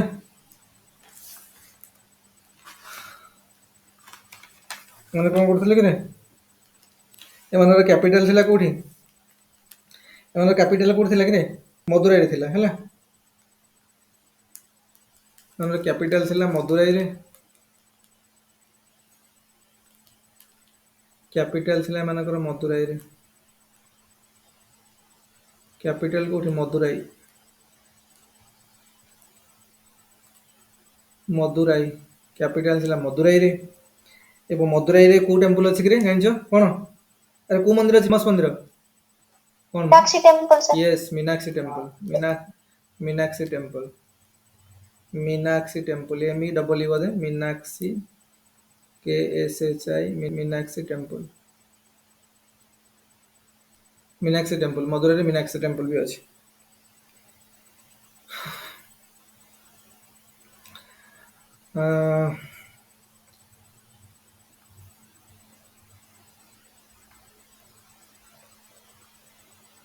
ତାପରେ ଆଙ୍କର ବହୁତ ରାଜା ଥିଲେ, ସେଟା ଛାଡ଼, ମାନେ ମନେ ରଖିବା ଦରକାର ନାହିଁ। ତାପରେ ଦେଖ, ତାପରେ ଆସିବା ଚୋଳକୁ। ଆଉ ନହେଲେ ଲେଖିଦିଅ କେତେଟା ରାଜାଙ୍କର ପାଣ୍ଡ୍ୟ ବେଳେ ଛାଡ଼, ପାଣ୍ଡ୍ୟ ମାନଙ୍କର ଗୁଡ଼େ ଏଇଟା ଏତେ ପଡ଼ିବନି, ଭିତର ଗୁଡ଼ା ଏତେ ଲେଖିବା କିଛି ଆବଶ୍ୟକତା ନାହିଁ ହେଲା। ତ ଲେଖ ଇଏ ଆମେ ଜାଣିଗଲେ। ତାପରେ ଆର ଯୋଉ ଲିଟରେଚରଟା ପରେ ଚେର ପଢ଼ି ଚୋଳର ଟିକେ ଡିସ୍କସନ କରିସାରିଲା ପରେ ପୁଣି ଆମେ ଲିଟରେଚରକୁ ଯିବା। ସଙ୍ଗମ ଲିଟରେଚର, କ'ଣ ସବୁ ଲିଟରେଚର ଆସିଥିଲା।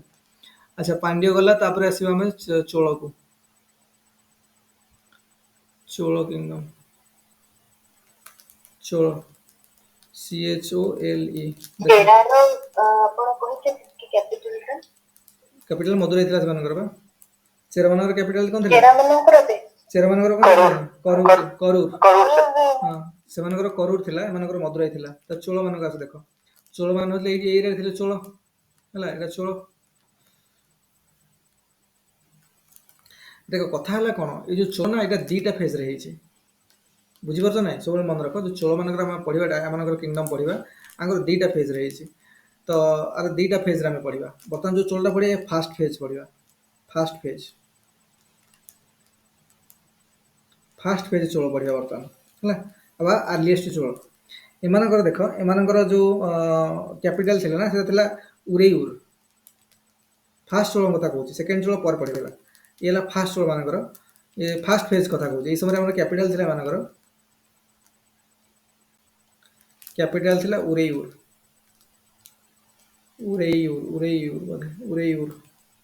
କ୍ୟାପିଟାଲ ଥିଲା। ଆକ୍ଚୁଆଲି କ'ଣ ନା, ଦେଖ ଚୋଳ ମାନଙ୍କର ବହୁତ ସମୟ, ମାନେ କାଫି ଦବଦବା ରହିଛି ଇଣ୍ଡିଆନ ହିଷ୍ଟ୍ରିରେ, ବା ଆନସିଏଣ୍ଟ ଇଣ୍ଡିଆନ ହିଷ୍ଟ୍ରିରେ, ମେନଲି ସାଉଥ ଇଣ୍ଡିଆରେ ତ କାଫି ଦବଦବା ରହିଛି। କିନ୍ତୁ କ'ଣ ହେଇଛି ନା, ଏମାନେ କଣ୍ଟିନ୍ୟୁଅସଲି ଏମାନେ ରହିନାହାନ୍ତି। କ'ଣ କହୁଛି ବୁଝିପାରୁଛ ନା? ଏମାନେ କଣ୍ଟିନ୍ୟୁଅସଲି ରହିନାହାନ୍ତି। ପ୍ରଥମେ ଚୋଳ ମାନେ ଥିଲେ, ତ ପୁଣି ଆଙ୍କୁ ସପ୍ରେସ୍ କରିଦେଲେ ପାଣ୍ଡ୍ୟ ମାନେ, ବା ଅଲଗା କିଙ୍ଗଡମ ପାଖାପାଖିର ଯେମିତି ଚାଲୁକ୍ୟ ମାନେ ହେଲେ, ଯେମିତି ପାଣ୍ଡ୍ୟ ମାନେ ହେଲେ, ପୁଣି ପଲ୍ଲବ ମାନେ ଆସିଲେ, ଏମାନଙ୍କୁ ସପ୍ରେସ୍ କରିଦେଲେ। ସପ୍ରେସ୍ କଲା ପରେ ପୁଣି ଏମାନେ ୱେଟ୍ କରିକି ରହିଲେ। ପୁଣି ପଲ୍ଲବର କେବେ ଗୋଟେ ୱିକ୍ ଶାସନ ଆସିବ, ପୁଣି ତାକୁ ବ୍ୟାକ୍ କରିବେ, ତାକୁ ପୁଣି ଆଟାକ୍ କରିବେ। ହେଲା ପରେ ପୁଣି ଆଉଥରେ ଚୋଳ ଡାଇନାଷ୍ଟି ଷ୍ଟାର୍ଟ ହେଇଥିଲା। ପୁଣି ଚୋଳ କିଙ୍ଗଡମ ଆଉଥରେ ପୁଣି ଷ୍ଟାର୍ଟ ହେଲା। ଯଦି ରାଜରାଜ ଚୋଳ, ରାଜେନ୍ଦ୍ର ଚୋଳ, ସବୁ ମେନ୍ କିଙ୍ଗ ସବୁ ଆସିଥିଲେ, ଭୟଙ୍କର କିଙ୍ଗ ଆସିଥିଲେ। ସେ ସେକେଣ୍ଡ ଚୋଳ ସମୟ ସେଇଟା। ତେଣୁ ଆମେ ବର୍ତ୍ତମାନ ଚୋଳର ଆର୍ଲିଏଷ୍ଟ ଫେଜ୍ଟା ପଢ଼ୁଛୁ ଫାଷ୍ଟ ଫେଜ୍ଟା ପଢ଼ୁଛନ୍ତି ବୁଝୁଛୁ ନା ନାହିଁ ତାପରେ ପୁଣି ଆମେ ସେକେଣ୍ଡ ଫେଜ୍ ପଢ଼ିବା ପୁଣି ଯେତେବେଳେ ପଲ୍ଲବ ଆସିବ ପୁଣି ପଲ୍ଲବ ମାନଙ୍କ ଚାଲିଗଲା ପରେ ପୁଣି ଆଉଥରେ ଚୋଳ ଆସିବ କ'ଣ କହୁଛି ବୁଝିପାରୁଛ ନା ବର୍ତ୍ତମାନ ଚୋଳ ଥିଲେ ଆଙ୍କ ପରେ ପଲ୍ଲବ ପଳେଇ ଆସିବେ ଆଉ ପଲ୍ଲବ ମାନେ ଯେତେବେଳେ ଡିସଇଣ୍ଟିଗ୍ରେଟ୍ ହେଇଯିବେ ତାପରେ ପୁଣି ଆସିବେ ଚୋଳ ଆଉଥରେ କାରଣ ଚୋଳମାନେ ଟିକେ ୱିକ୍ ହେଇଗଲେ ପଲ୍ଲବ ମାନେ ଷ୍ଟ୍ରଙ୍ଗ ହେଇଗଲେ କାରଣ ସେତେବେଳେ ତ ଏଇଭଳିଆ ଚାଲିଥିଲା ନା ଇଏ ଯେତେବେଳେ ୱିକ୍ ହେଇଗଲେ ଇଏ ପୁଣି ପୁରା ତାଙ୍କ ଗୋଟେ ସାମନ୍ତ ରାଜା ବା ଗୋଟେ କରଦ ରାଜ୍ୟ କରି ଛୋଟ କିଙ୍ଗ ଏରିଆରେ ଗୋଟେ ଭାଗ ଦେଇ ତାଙ୍କୁ ରଖିଦେଲେ ତାପରେ ସେମାନେ ମେନ୍ ରାଜ କଲେ ପଲ୍ଲବ ମାନେ ଯେତେବେଳେ ଗ୍ରାଜୁଆଲି ୱିକ୍ ହେଇ ଆସିଲେ ପୁଣି ତାଙ୍କୁ ଆଟାକ୍ କଲେ ପୁଣି ଏମାନେ ପୁଣି କରିକି ଆଙ୍କ ଜାଗାରେ ପୁଣି ପଳେଇ ଆସିଲେ କୋଉମାନେ ପୁଣି ଚୋଳ ପଳେଇ ଆସିଲେ ପୁଣି ତାଙ୍କର ଚାଲିଲା ପୁଣି କିଛି ସମ୍ପନ୍ନ ତେଣୁ ସେଇଟା ସେକେଣ୍ଡ ଫେଜ୍ ଚୋଳ ଆସିବ ଏଇଟା ତ ଫାଷ୍ଟ ଫେଜ୍ ସବୁବେଳେ ମନେ ରଖ ଚୋଳ ଡାଇନାଷ୍ଟି ଦିଟା ଫେଜ୍ରେ ଅଛି ସେଭଳିଆ ଯଦି ଚାଲୁ ଆମେ ଯଦି ପଢିବା ପରେ କ'ଣ ପଢିବା କି ତାପରେ ଆମେ ଯେତେବେଳେ ପଢିବା ଚାଲୁକ୍ୟ ଡାଇନାଷ୍ଟି ଯୋଉଟା ଫୁଲକେଶୀ ପଢୁଥିଲା ଆମେ ଚାଲୁକ୍ୟ ତିନିଟା ଫେଜ୍ରେ ଆସିବ ଚାଲୁକ୍ୟ ପ୍ରଥମେ ତାପରେ ପୁଣି ତାପରେ ରାଷ୍ଟ୍ରକୂଟ ପଳେଇ ଆସିବେ ତାପରେ ପୁଣି ଆଉ ଗୋଟେ ଚାଲୁକ୍ୟ ଆସିବ ଏଇଭଳିଆ ତାଙ୍କର ତାଙ୍କର ତିନିଟା ଫେଜ୍ରେ ଚାଲୁକ୍ୟ ବାଲା ଆସିଥିଲେ ଏଠି ଆମର ଚୋଳମାନେ ଦିଟା ଫେଜ୍ରେ ଆସିଥିଲେ ହେଲା ତ ତାମାନେ ଆଗ ସେମାନେ ରହୁଛନ୍ତି ପୁଣି ତାଙ୍କୁ କୋଇ ରାଜା ଗୋଟେ ଶକ୍ତିଶାଳୀ ରାଜା ଆସୁଛି ତାଙ୍କୁ ପରାସ୍ତ କରି ତାଙ୍କୁ ଗୋଟେ କରଦ ରାଜ୍ୟ ବା ଗୋଟେ ସାମନ୍ତ କରିକି ରଖିଦେଉଛି ପୁଣି ସେଇ ଡାଇନାଷ୍ଟି ୱିକ୍ ରାଜା ପୁଣି ସେମାନେ ପୁଣି ତାକୁ ଆଟାକ୍ କରୁଛନ୍ତି ପୁଣି ଆଙ୍କର ସିଏ ଗଲା ପରେ ପୁଣି ଏମାନଙ୍କର ଆଧିପତ୍ୟ ପୁଣି ସେକେଣ୍ଡ ଫେଜ୍ରେ ଚାଲୁଛି ଏଇ ଟାଇପ୍ର ଆଉ କ'ଣ ହେଲା ତେଣୁ ଆମେ ଯୋଉଟା ବର୍ତ୍ତମାନ ପଢୁଛନ୍ତି ଚୋଳର ଫାଷ୍ଟ ଫେଜ୍ଟା ଇୟର୍ଲି ଫେଜ୍ଟା ହେଲା ଫେଜ୍ 1ଟା ପଢୁଛନ୍ତି ଦେଖ ଏଇ ଚୋଳ କ'ଣ ହେଲା ନା ଏମାନଙ୍କର କ'ଣ ହଉଛି ନା ରାଜଧାନୀ ଥିଲା ଉଲେଉର ଥିଲା ସେକେଣ୍ଡ ଚୋଳଙ୍କର ତାଞ୍ଜାଭୁର ଥିଲା କିନ୍ତୁ ଏମାନଙ୍କର ଉଲେଉର ଥିଲା ତାପରେ ଏମାନଙ୍କର ଯୋଉ ମେନ୍ ବହୁତ କିଙ୍ଗ ଥିଲେ ସବୁ ପଢିବା ଦରକାର ନାହିଁ ଚୋଳର ଫାଷ୍ଟ ମେନ୍ ଇମ୍ପୋର୍ଟାଣ୍ଟ କିଙ୍ଗ ଜାଣିଥିଲେ ତାଙ୍କ ଦେଖ ଫାଷ୍ଟ ଇମ୍ପୋର୍ଟାଣ୍ଟ କିଙ୍ଗ ଏଲୋରା ତାଙ୍କ ନାମ ରଖ ଫାଷ୍ଟ ଇମ୍ପୋର୍ଟାଣ୍ଟ କିଙ୍ଗ ଥିଲେ ତାଙ୍କ ହେଉଛି ଏଲୋରା ଫାଷ୍ଟ ଇମ୍ପୋର୍ଟାଣ୍ଟ କିଙ୍ଗ ଥିଲେ Ellora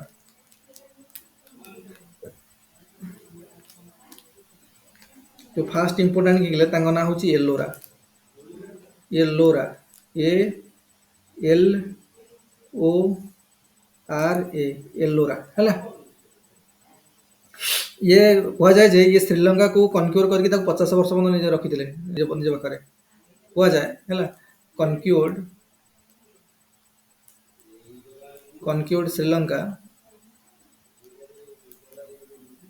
Sri Lanka kept it for 50 years किंतु किसी भयरे दउछ जे कराईकल भी करथिले एटा सब केते कोटा ठीक कोटा लिखि देथा मतलब करे Ellora kept it for 50 years किंतु संपूर्ण अधिकार करि पार नथले ये हला किछि पोर्शन अधिकार करथिले 50 years तापरे राजा आसिले आंकर ग्रांडसन एलोरांकर ग्रांडसन तापरे आसिले आंकर ग्रांडसन तांका नाम होची कराईकल तांका नाम होची कोन कराईकेଳ ତା ନାଁ କ'ଣ କି କରାଇକେଳ ହେଲା ଏଲୋରାଙ୍କର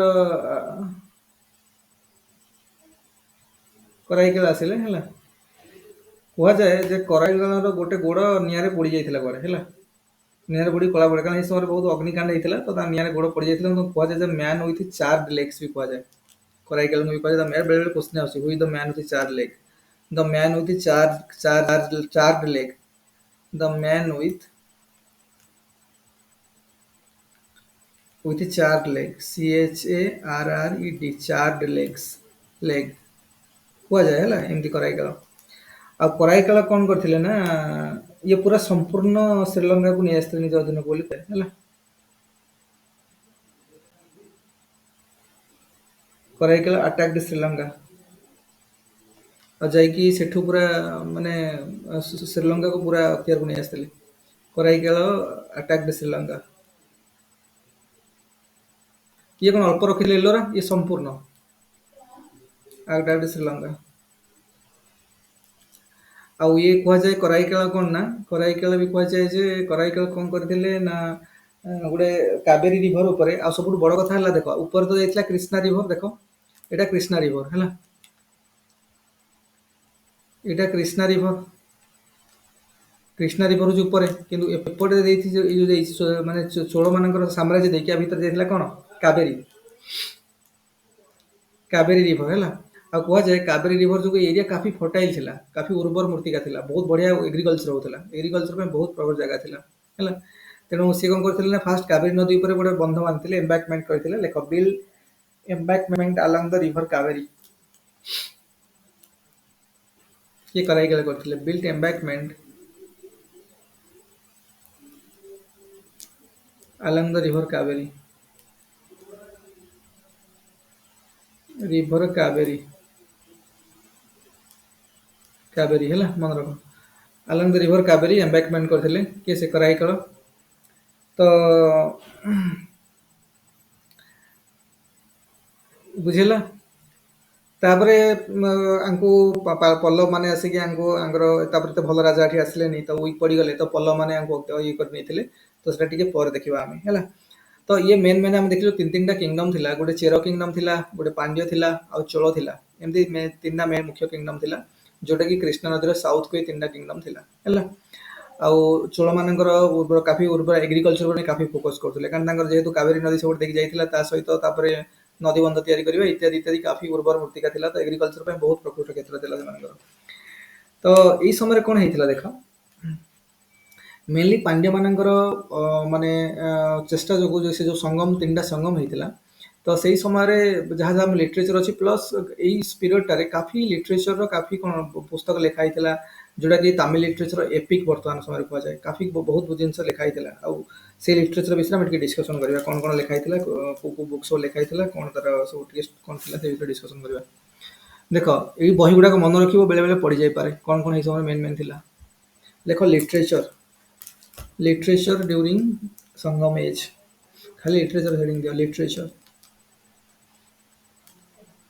लिटरेचर कौन कौन थिला देखो।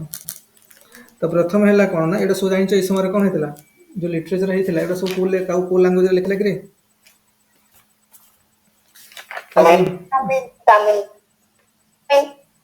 एटा सब लिखा तमिल लैंग्वेज लिखा होता।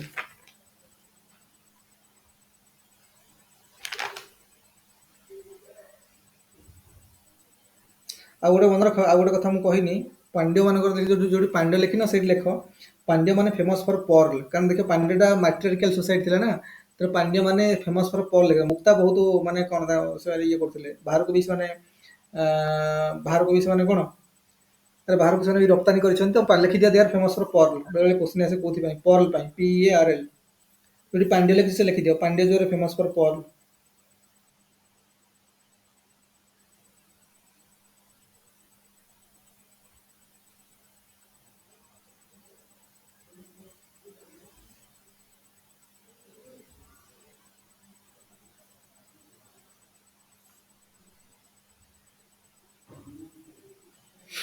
देख संगम लिटरेचर कहुए जे अरेबियन सी मैंने सरस्वती कहते बुझीपार नहीं देखीदेव सरस्वती बहुत जिन एक्चुअली अच्छे आम मेन मेन जिन पढ़ुं आउ कहुए जे कौन पूरा 9990 वर्ष संगम लिटरेचर लिखाई बहुत लोग मिसी कंट्रीब्यूशन कर लिखिं 9990 वर्ष गोटे संगम लिटरेचर लिखाई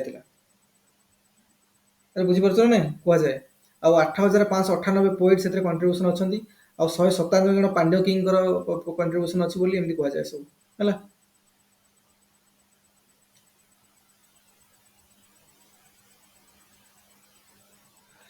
अच्छा आम गोटे गोटे बही पढ़ले आम सेकेंड संगम तो फास्ट संगम किसी लिटरेचर हमको मिलूनी कि थर्ड संगम किसी हमको मिलूनी किंतु सेकेंड संगम बेला गोटे बही मिलूँ कौन से कि सेकेंड संगम कौटी थी। अरे सेकेंड संगम कौटी थी,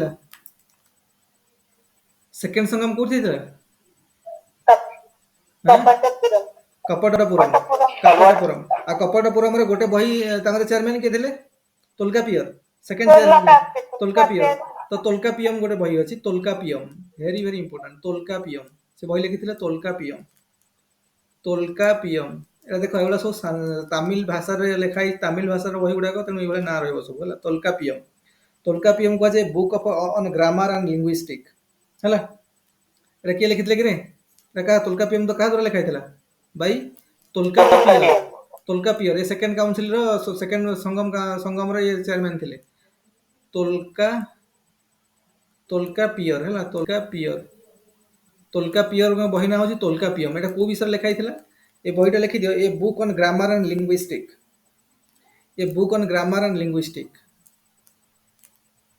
ए book on grammar and linguistic a book on grammar and linguistic a book on grammar and linguistic है Tolkappiyam by Tolkappiyar a book on grammar and linguistic बुझेला। एटा जो स्क्रिप्ट लिखाई है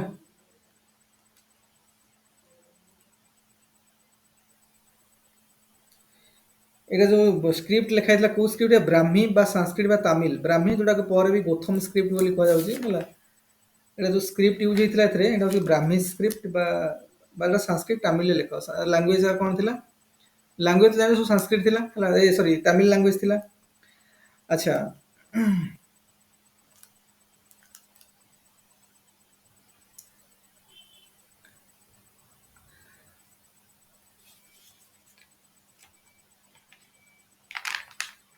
ଆଉ ଗୋଟେ କଥା ମୁଁ କହୁଛି ଶୁଣ ଏଇ ସମୟରେ ଯାହା ବି ଲିଟରେଚର ଲେଖା ହେଇଥିଲା କୋଉ ସମୟରେ ସଙ୍ଗମ ସମୟରେ ଯାହା ବି ଲିଟରେଚର ଲେଖା ହେଇଥିଲା ତାକୁ ବ୍ରଡଲି ଦି ଟାଇପର କରାହେଇଛି ହେଲା। ତ ମେନଲି ଯାହା ବି ଲିଟରେଚର ଲେଖା ହେଇଛି ମେନଲି କଣ କରାଯାଇଛି ନା ଦି ଟାଇପର କରାଯାଇଛି ତାକୁ ଟୁ ଟାଇପ୍ସ ହେଲା ବ୍ରଡଲି ଟୁ ଟାଇପ୍ସ।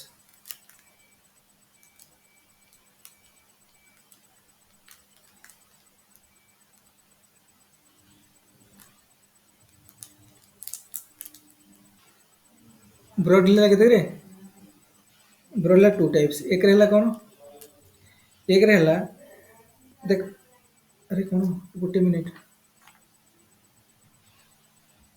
ଆରେ କ୍ଲାସ ହେଇପାରିବନି ରେ କାରଣ ଲାଇନ ସେତେବେଳୁ ନାହିଁ ହେଲା ନା ଲାଇନ ସେତେବେଳୁ କଟିଗଲାଣି କେବେଠୁ ଦିନରୁ ବର୍ତ୍ତମାନ ଯୋଉ ଇଏରେ ଚାଲିଥିଲା କଣ ବର୍ତ୍ତମାନ ଯୋଉ ଚାଲିଥିଲା ଆମର ଇନଭଟର। ଇନଭର୍ଟର ସରିଗଲା ଗୋଟେ ମିନିଟର କେଁ ହଉଛି କଣ ମୁଁ ଆସେ ଦେଖିକି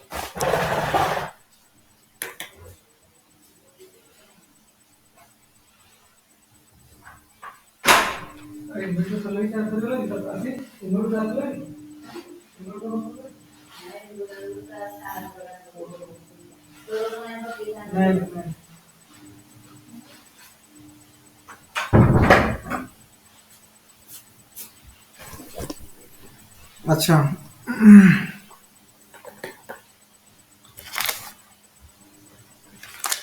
ଦେଖ ଷ୍ଟାର୍ଟ କରିବା ଆମେ ହେଲା ଏଇଟା ହେଲା ଆମର କଣ ଦି ପ୍ରକାର କହିଲି ବ୍ରଡଲି ଟୁ ଟାଇପ୍ସ ର ଗୋଟେ ହେଲା କଣ ନା ଗୋଟେ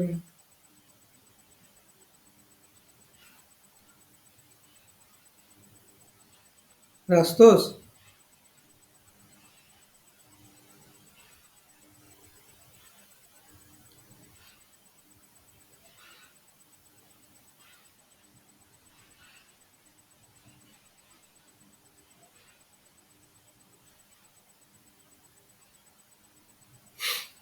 ଦେଖ ଏଇଟା ଆମର ଯୋଉ ମେନଲି ଦି ପ୍ରକାର ଗୋଟେ ହଉଛି କଣ ନା ଗୋଟେ ହେଲା ନ୍ୟାରେଟିଭ ଷ୍ଟାଇଲରେ ଲେଖା ହେଇଛି ଦି ପ୍ରକାର ଲିଟରେଚର ଲେଖା ହେଇଛି ଗୋଟେ ନ୍ୟାରେଟିଭ ର ଆଉ ଗୋଟେ ଆସିବ କଣ ନା ବ୍ରିଫ ରିମାର୍କ ଟାଇପ ର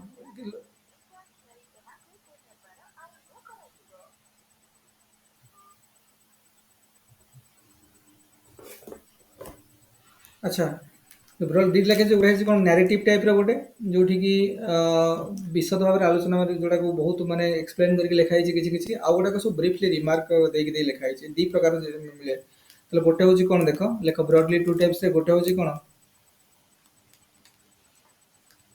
ଦେଖ ଏଇଟାକୁ ମୁଁ ଏଇଟା ଟିକେ ଡିଟେଲିଂ ରେ ପଢିବା କଣ ପାଇଁ କି ନା ଆମର ଯୋଉ ଆର୍ଟ ଆଉ ଆମର ମେନ୍ ପରୀକ୍ଷାରେ ଅଛି ମାନେ ଗଙ୍ଗରେ ଅଛି ଆର୍ଟ ଆଣ୍ଡ ଆର୍କିଟେକ୍ଚର ଅଛି ଆମର ତ ଯୋଉ ସେଥିରେ ଆମକୁ ଦରକାର ହବ ଏଗୁଡା ସବୁ ତାମିଲ ଲିଟରେଚର ଏଗୁଡା ସବୁ ଆନସିଏଣ୍ଟ ଲିଟରେଚର ଗୁଡାକ ବା ଏଇ ସବୁ ଜିନିଷ ଗୁଡା ଦରକାର ହବ ହେଲା ଆର୍ଟ ଆଣ୍ଡ କଲଚର ଯୋଉ ଅଛି ସେ ଦରକାର ହବ ତେଣୁ ଲେଖ ଟିକେ ମେଲକାନାକୁ ଲେଖ ଗୋଟେ ମେଲକାନାକୁ ଦେଖ ତାମିଲ ଭାଷା ତ ସେଥିରେ ଟିକେ ଅକ୍ଷର ଲାଗିବ ଆମକୁ ମେଲକାନାକୁ ମେଲକା ମେଲକା ନାକୁ ନାକୁ ମେଲକା ନାକୁ ମେଲକାନାକୁ ଏଇଟା ହେଲା କଣ ନ୍ୟାରେଟିଭ ଟା ଆମର ମେଲକାନାକୁ ଏଇଟା କଣ ନ୍ୟାରେଟିଭ ମାନେ ଇଏରେ ନ୍ୟାରେସନ କରାହେଇଥିବ ନ୍ୟାରେଟିଭ ଗୁଡାକ ନ୍ୟାରେଟିଭ NARRA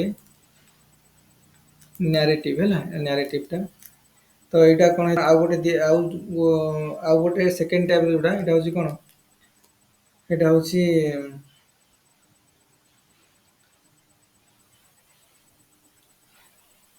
ପଟିନେନ କିଲକାନାକୁ ଗୋଟେ ହେଲା ମେଲକାନାକୁ ଆଉ ଗୋଟେ ହେଲା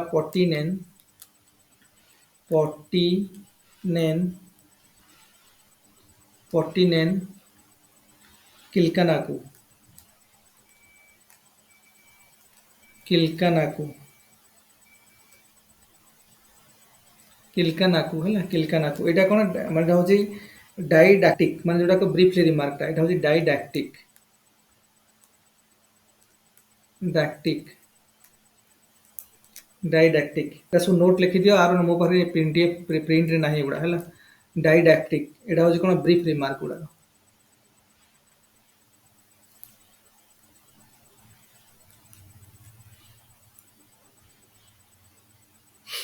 अच्छा ये जो हमरो मेलकानाकू तो मेलकानाकू तापर आसो तापर नेक्स्ट पेज को आसो मेलकानाकू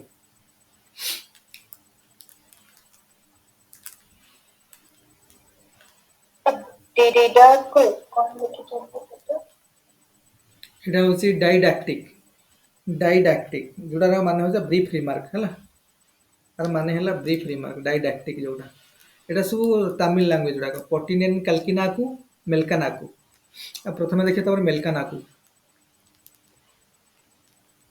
मेलकानाकू लेखो हेडिंग दियो मेलकानाकू मेलकानाकू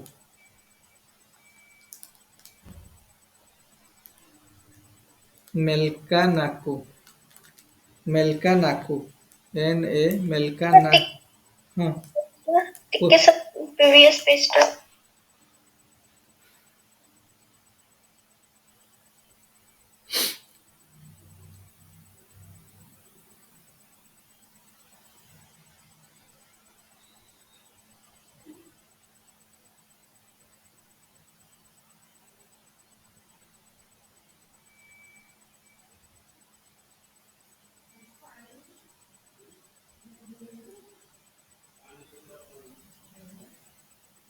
हाँ सर है गला सर अच्छा एटा लेखो मालकानाकू मालकानाकू पुणी दी प्रकार हला मालकानाकू कोन रहछि ना एटा पुणी दी प्रकार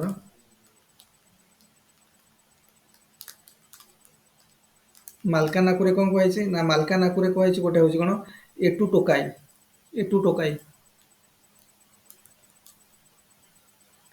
एटू टोकाई देखो एटा को मेन परीक्षा आर्ट एंड कल्चर पे एटा पढौछि नहले प्रिलिम पे एते इंपोर्टेंट न एगुडा एटू टोकाई एक्चुअली पकेले ओपीएससी वाला एपर न पकेइ ना देते भीतर को जाई ना दी बुझियो ना जदी पकेबे के कहि परिबेनी कारण एटा सब अछि एटू टोकाई आ गोटे होछि कोन ना आ गोटे होछि पाटू पाटू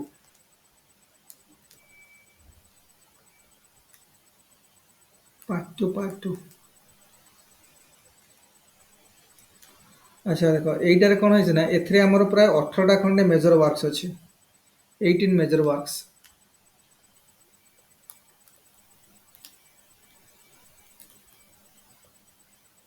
ये 18 मेजर वर्क्स रो कोन होइछ देखो एथरे पुनी कोन होइछ एथरे कोन अछि 8 टा एंटोलॉजी अछि हला एटा एंटोलॉजी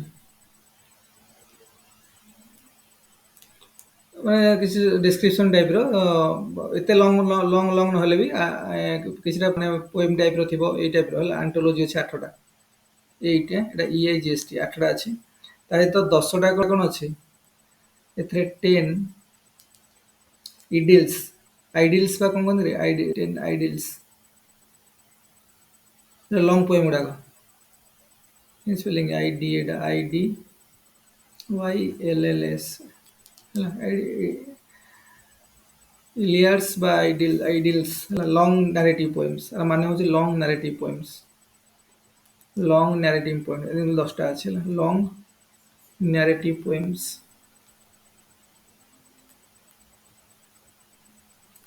एम सब अछि हला ठीक मन रखि तो खाली हला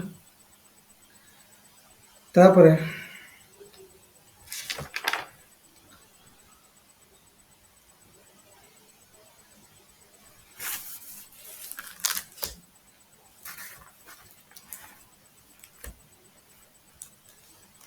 जो डाइडैक्टिक रे गोटे बही अछि जो डाइडैक्टिक हम पढ़िले एटा कोन एटा गला मेला कोन ला पढ़ले एटा मेलकानाकू पर हमर जो थिला कोन जो पर्टिनेन किलकानाकू हला जो डाइडैक्टिक टा पर्टिनेन किलकानाकू पर्टिनेन किलकानाकू ପଟିନେନ୍ କିଲ୍କାନାକୁ କିଲ୍କାନାକୁ ପଟିନେନ୍ କିଲ୍କାନାକୁ ଡାଇଡାକ୍ଟିକ୍ ଡାଇଡାକ୍ଟିକ୍ ତା ମାନେ କ'ଣ କିରେ ବ୍ରିଫ୍ କ'ଣ କିରେ ତା ମାନେ କ'ଣ ଆଚ୍ଛା ଡାଇଡାକ୍ଟିକ୍ ଏଥିରେ ଗୋଟେ ବହି ଅଛି ଏଇ ଟାଇପ୍ର ଗୋଟେ ବହି ଲେଖା ହେଇଥିଲା ଯୋଉଟାକି ତା ନାଁ ହେଉଛି କ'ଣ ଦେଖ ତା ନାଁ ହେଉଛି ଥିରୁକୁରାଲ ବା ଲୋକମାନେ ଖାଲି କୁରାଲ ବି କହନ୍ତି ଥିରୁକୁରାଲ ତା ନାଁ ହେଉଛି ଥିରୁକୁରାଲ KURAL ଥିରୁକୁରାଲ ବୁଝିଲା ଏଟାକୁ କିଏ ଲେଖିଥିଲେ ଥିରୁ ଭାଲୁଭାର ଆରେ ଯୋଉ ଲେଖିଥିଲେ ବାଇକା ଦ୍ୱାରା ଏଇଟା ଥିରୁ ଭାଲୁଭାର ଥିରୁ ଭାଲୁଭାର ଥିରୁ ଭାଲୁଭାର ହେଲା ଥିରୁ ଭାଲୁଭାର ଲେଖିଥିଲେ ଆଉ ଏଇଟାକୁ କୁହାଯାଏ ଥିଲକୁ ଏଇଟା କ'ଣ ଥିରୁକୁରାଲ ବା ଖାଲି କୁରାଲ ବି ଲୋକମାନେ କିଛି କୁହନ୍ତି ଥିରୁକୁରାଲକୁ କ'ଣ କୁହାଯାଏ କିରେ ଏଇଟା କ'ଣ କୁହାଯାଏ ଏଇଟାକୁ କୁହାଯାଏ ବାଇବେଲ ଅଫ ତାମିଲ ଲିଟରେଚର ଥିରୁକୁରାଲକୁ କୁହାଯାଏ ବାଇବେଲ ଅଫ ତାମିଲ ଲିଟରେଚର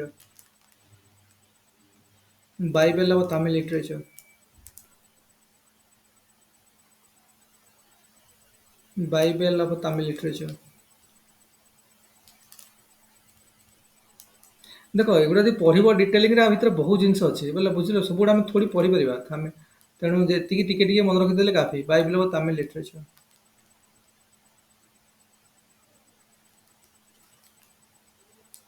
କ'ଣ ହେଉଛି ରେ ବେଳେ ବେଳେ କ'ଣ ହେଇଯାଉଛି ୟାର ନଟ୍ ରେସ୍ପଣ୍ଡିଂ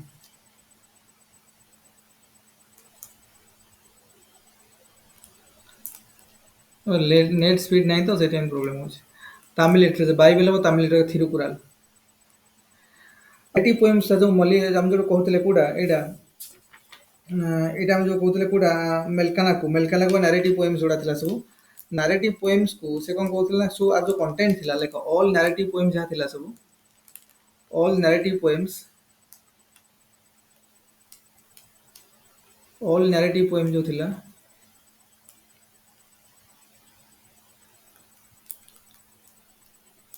ଦେଖ ଏଗୁଡ଼ାକ ନାହିଁ କୋଉଥିରେ ଏଗୁଡ଼ାକ ନାହିଁ କୋଉଥିରେ କିରେ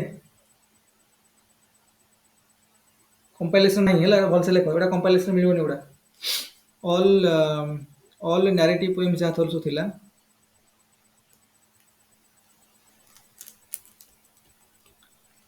ଅଲ୍ ନାରେଟିଭ ପୋଏମ୍ସ ଯାହା ଥିଲା ସେଥିରେ କ'ଣ ଥିଲା କିରେ ଥିଲା ଗୋଟେ କାହା ଆଇଦର ୱାର୍ ଉପରେ ବେସ୍ କରିକି ନହେଲେ ଥିଲା ଲଭ୍ ଉପରେ ବେସ୍ କରିକି ଯୋଉଟା ଲଭ୍ ଉପରେ ବେସ୍ କରି ତାକୁ କୁହାଥିଲା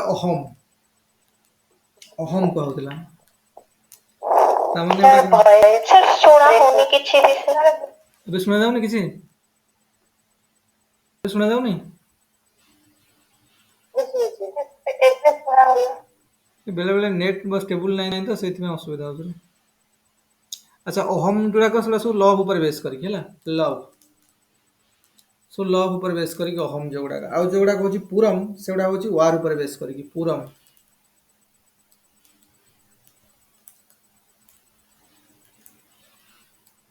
ୱାର୍ ଉପରେ ବେସ୍ କରିକି ହେଲା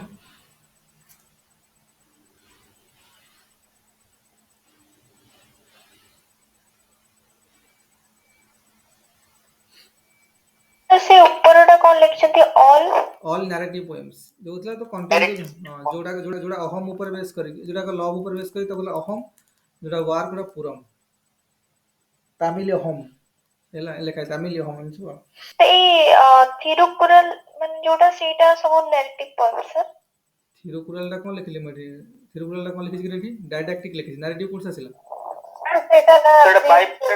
ସେଟା ବାଇବେଲ ଅଫ ତାମିଲ ଲିଟରେଚର ଏଟା ଯୋଉ ଲେଖା ଏଟା ଦେଖାଯାଉନି କିରେ ଯୋଉ ଲେଖିଛି ଏଠି Bible of Tamil literature Thirukkural ବେଳେ ବେଳେ ଦେଖ ଯଦି ତମେ ଏଟା ପଢିଲା ମାନେ ଏମସିକ୍ୟୁ ଆସିଲା ଖାଲି କୁରାଲ ଯଦି ଚଏସ୍ ରହିଲେ କୁରାଲ ବି ମାରିବ ଥିରୁକୁରାଲ କି କିଛି ଲୋକ କୁରାଲ କୁହନ୍ତି ହେଲା ଯେ ଥିରୁ ଭାଲୁ ଭାର ଲେଖିଛନ୍ତି ତା ନାଁ ଅନୁସାରେ ଥିରୁକୁରାଲ କରାହେଇଛି ଆଉ କ'ଣ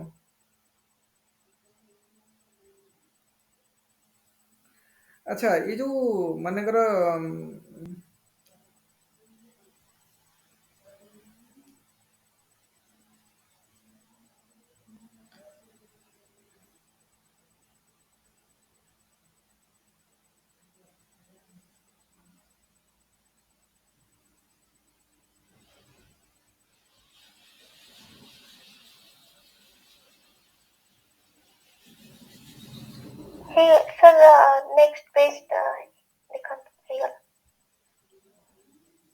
ହେଲା ଲେଖ ତାପରେ କିଛି ଜିନିଷ ଆମେ ଲେଖିବା।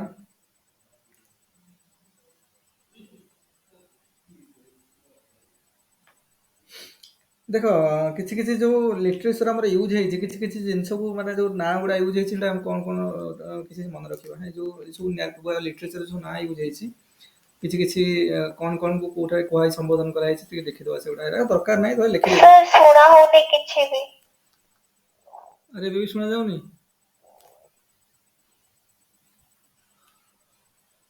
ପୁରା ଟିକେ ଟିକେ ସାର୍ ଶୁଣା ହଉଛି। ଅଡିଓବଲ ହଉନି ଗୋଟେ ମିନିଟ ରହ। ନେଟ୍ ଟା କଟି ଯାଇଛି ନା ବିଏସଏନଏଲ ଟା କଟି ଯାଇଛି ସେଇ ପ୍ରୋବ୍ଲେମ ହଉଛି ଜିଓରେ ଆଉ କଣ ହବ।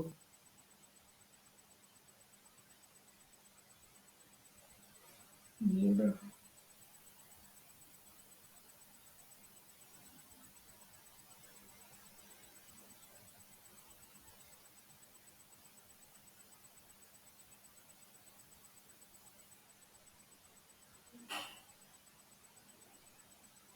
ଏବେ ଶୁଣା ଯାଉଛି କି?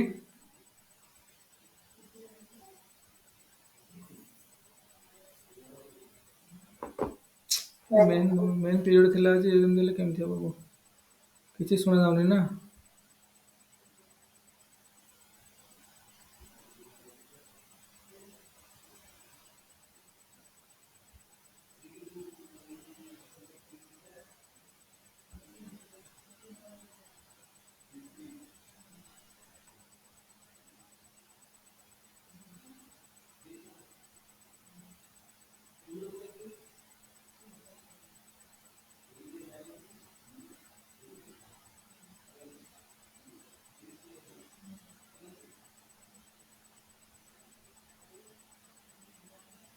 ଏବେ ଶୁଣା ଗଲା କି?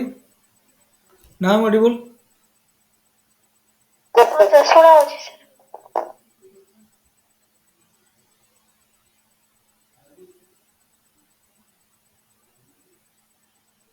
ପିଲା ସବୁ ଅଧା ପିଲା ପଳେଇଗଲେଣି ଛାଡ଼। ଆଚ୍ଛା ଦେଖ ଏବେ ଶୁଣାଗଲା ଠିକରେ ତ? ଆରେ ଶୁଣା ଯାଉଛି ନା ଶୁଣା ଯାଉନି ପୁଣି? Audible properly? ପ୍ରପରଲି ହଁ ସାର୍ ଏବେ ଓକେ ଶୁଣା ହଉଛି। Okay okay. ଦେଖ ଏଇ ସମୟରେ କିଛି ଶବ୍ଦ ୟୁଜ ହଉଥିଲା ଯେମିତି ତିନାଇ କୁ ରିଜିଅନ କୁ ତିନାଇ କହୁଥିଲେ ଏଇ ସମୟରେ। ତିନାଇ ଯୋଉ ୟୁଜ ହେଇଛି ସବୁ ଲିଟରେଚର ଗୁଡାକରେ ତିନାଇ ମାନେ ରିଜିଅନ।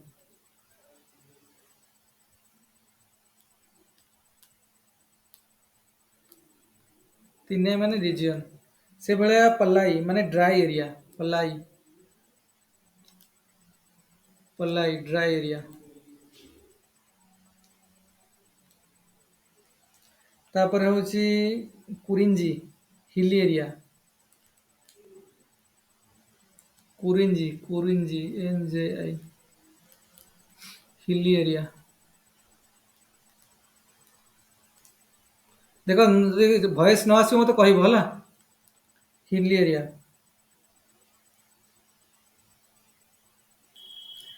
ତାପରେ ହଉଛି ମୁଲାଇ। ମୁଲାଇ ମାନେ କଣ କିରେ ଡବଲ ଏଲ ହେଲା। ମୁଲାଇ ମାନେ କଣ କିରେ ଉଡ୍ସ ଆଣ୍ଡ ଜଙ୍ଗଲ। ଉଡ୍ସ ଆଣ୍ଡ ଜଙ୍ଗଲ। ଦେଖ ଏଇ ଯୋଉ ଶବ୍ଦ ଗୁଡା ସବୁ ୟୁଜ ହେଇଛି ଏଗୁଡାକ ମେନଲି କୋଉ କୋଉ ଇଏରେ ୟୁଜ ହେଇଛି? ଏଇଟା ଯୋଉ ୟୁଜ ହେଇଛି ଏଗୁଡା ସବୁ ଯୋଉ ଲେଖା ହେଇଛି ଏବାଉଟ କ୍ୟାଟେଲ କି ରେନ୍ ଏଇ ସବୁ ଲେଖା ହେଇଛି ଏଥିରେ ୟୁଜ ହେଇଛି। କ୍ୟାଟେଲ ହେଲା ବର୍ଷା ଉପରେ କି ଯେମିତି ଲେଖା ହେଇଛି ଯଦି କିଛି ଲେଖା ହେଇଛି ନାରେଟିଭ ସବୁ ଲେଖା ହେଇଛି ଏଥିରେ ଏଗୁଡା ସବୁ ୟୁଜ ହେଇଛି ହେଲା। ନହେଲେ ଆମର ୟୁଜ ହେଇଛି କଣ ଯେମିତି ମୁଲାଇ ହେଲା କୋଉଥିପାଇଁ?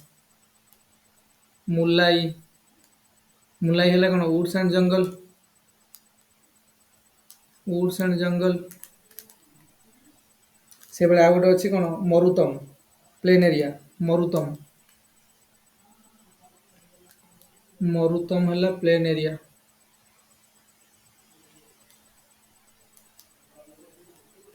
ପ୍ଲେନ୍ ଏରିଆ ହେଲା।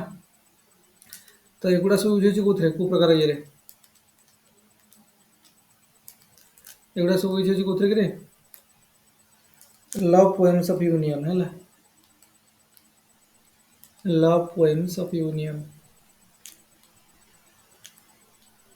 लव पोएम्स ऑफ यूनियन भी एगुड़ा कह जाए कौन बेटर लव पोएम्स भी कह जाए तो यही टाइप शब्द मुलाई मरुतम मतलब यहाँ सब कैटेल क्रेन लिखा है तो एगुड़ा यूज होती ना सब यूज होती लिटरेचर सब अच्छी किसी किसी मेन मेन टर्मिनोलॉजी आम देखीदे कौन यूज होती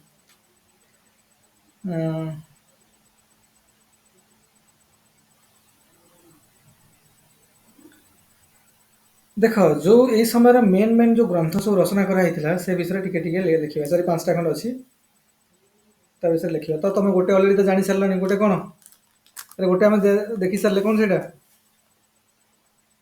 टोलकापियम दीटा देखी सारे गोटे टोलकापियम आ गोटे है कौन थिरुकुराल टोलकापियम थिरुकुराल देखी सारे तापर आ 3टा देखा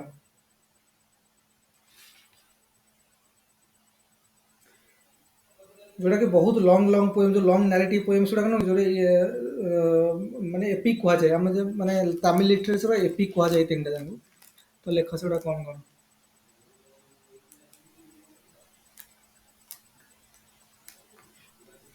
देखो फास्ट हूँ गोटे शिलापदिकरम देख शिलापदी शिलापदिकरम शिलापदिकरम शिलापदिकरम शिलापदिकरम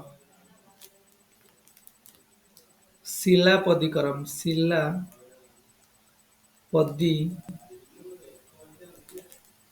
शिलापदिकरम शिलापदिकरम पदिकरम शिलापदिकरम बोध जीए शिलापदिकरम है देख यहाँ हूँ जोटा लिखाई ना बेसिक थीम हूँ ना गोटे हूँ कौन कि जो झील मैंने जो गोड़े पिंधुती कौन जो पायल को कौन कह इंग्राजी रे कौन कह हाँ anklet anklet it is based on anklet the main theme हूँ आंकलेट ज्वेल्ड आंकलेट है लिखि दियो आ जो मेन थीम वाले लिखि दियो थीम मेन थीम रही माने मेन जो सिंबॉलिक थीम जोड़ा ज्वेल्ड आंकलेट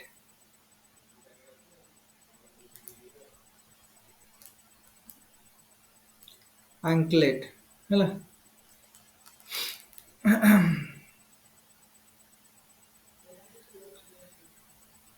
ज्वेल्ड आंकलेट है देख मुझे गोटे नोट करके लिखि दियो ये साइड गोटे नोट करके लिखि दियो देख जिते जो लिटरेचर लिखाई सब गुड़ा प्रथम लिखाई ब्राह्मी स्क्रिप्ट रे है और लैटर से कौन ग्रंथ स्क्रिप्ट रे लिखा लेख all were written in Brahmi script लेख all were written in Brahmi script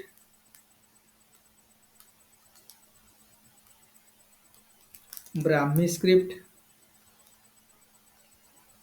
Brahmi script later कौन हो गला एटा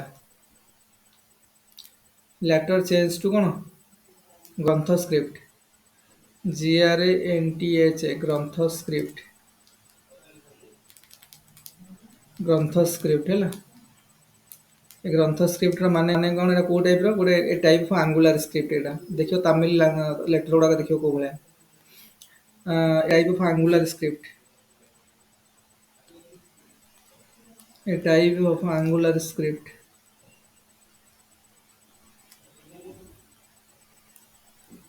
एंगुलर स्क्रिप्ट है ये लिखि दो अच्छा मैं शिलापदिकरम देखुले तो शिलापदिकरम जो देख शिलापदिकरम जो लिखाई ये जो काव्य लिखाई एपिक लिखाई ए देख आंगर जो मेन क्यारेक्टर ना ता ना हूँ कोभलन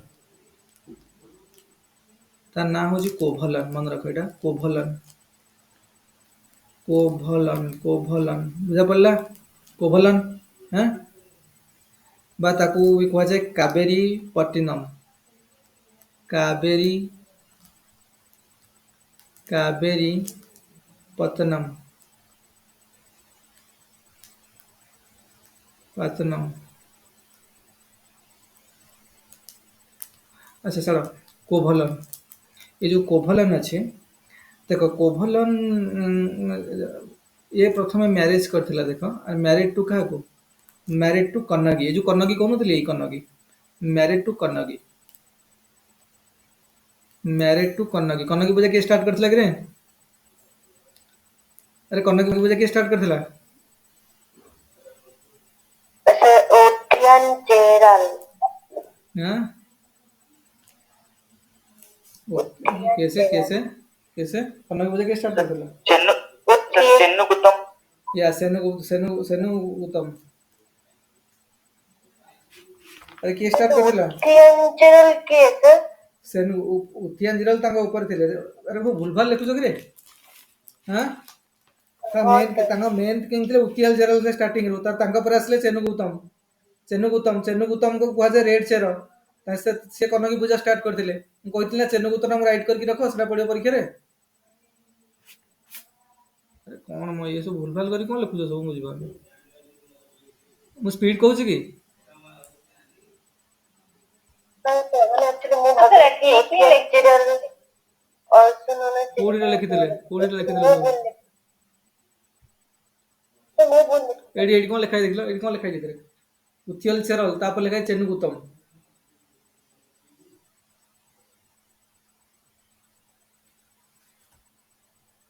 चेन्नुगुतवन होला कि लोकमान को चेन्नुगुतवन और सेन गुटवन भी लोकमान कहते सेन गुटवन जाने बहुत बड़ा सेन गुटवन के CHEN टा को सेन उच्चारण करछन कि चेन जहाँ पड़ो तब सेन गुटवन होला सेन गुतवन तो रेड चेर कह जाए कनकी पूजा से स्टार्ट करथिले एटा तो परीक्षा रे आसीबो सेन गुतवन मन रखो एटा भूल करथिले केन हो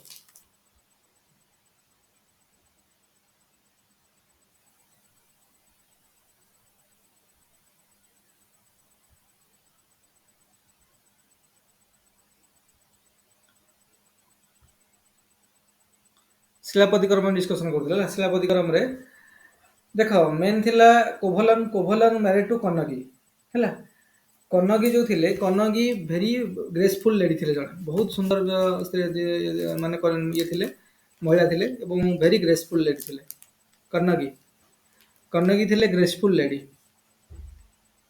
आंको नाम से कनगी पूजा कराइतला से करथिले कनगी थिले कोन ये भेरी ग्रेसफुल लेडी हैला बुझियला graceful lady very loyal to her husband थिले भी हस्बैंड किए कनगिंगर हां कोभलन हैला ये कौन थे loyal to very loyal to her husband very loyal to her husband very loyal to her husband very loyal to her husband हैला कोभलन थिले मैरिड टू कनगी आउ कोभलन कोन हैला ना कनगी कोभलन कोन हैला ना कोभलन थिले कोभलन जो से थिले भेरी लॉयल टू काको माने तांग हस्बैंड जे कोभलन सॉरी कनगी थिले वाइफ थिले कार कोभलन कर एवं भेरी ग्रेसफुल लेडी थिले और भेरी लॉयल टू कोभलन थिले बा तांग हस्बैंड ना कोभलन त तांग भेरी लॉयल थिले आ ये कोन थिले ना कोभलन जो थिले कोभलन एक्चुअली पूरा ट्रेडर थिले काफी ट्रेडिंग रे बाहर को जानते हैला ये मेनली कोन ट्रेडिंग करते ट्रेडर थिले से समय ट्रेडर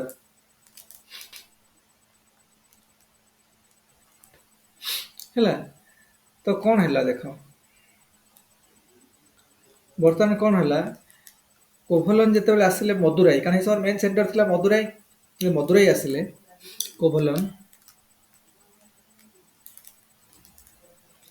जते Madurai आसिले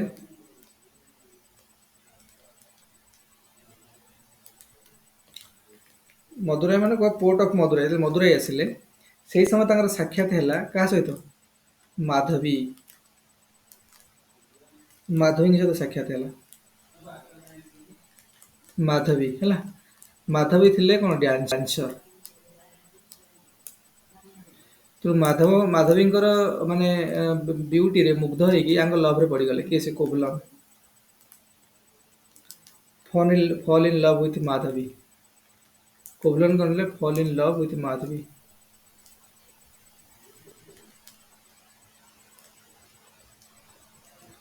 fall in love with Madhavi बुझिला जते पड़ी गले तो कौन हैला ना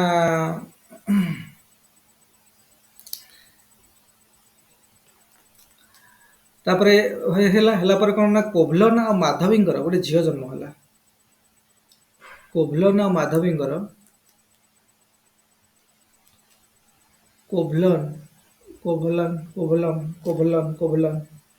कोभलन प्लस माधवींकर जो झियो जन्म हैला ତା ନାଁ ଦିଆହେଲା କ'ଣ? ତା ନାଁ ଦିଆହେଲା ମଣିମେଖଲା। ମଣିମେଖଲମ୍। ମଣିମେଖଲମ୍। ତା ନାଁ କ'ଣ କିରେ? ତ ଝିଅଟା ହେଲା ତା ନାଁ କ'ଣ? ମଣିମେଖଲମ୍। ତାଙ୍କ ଡଟର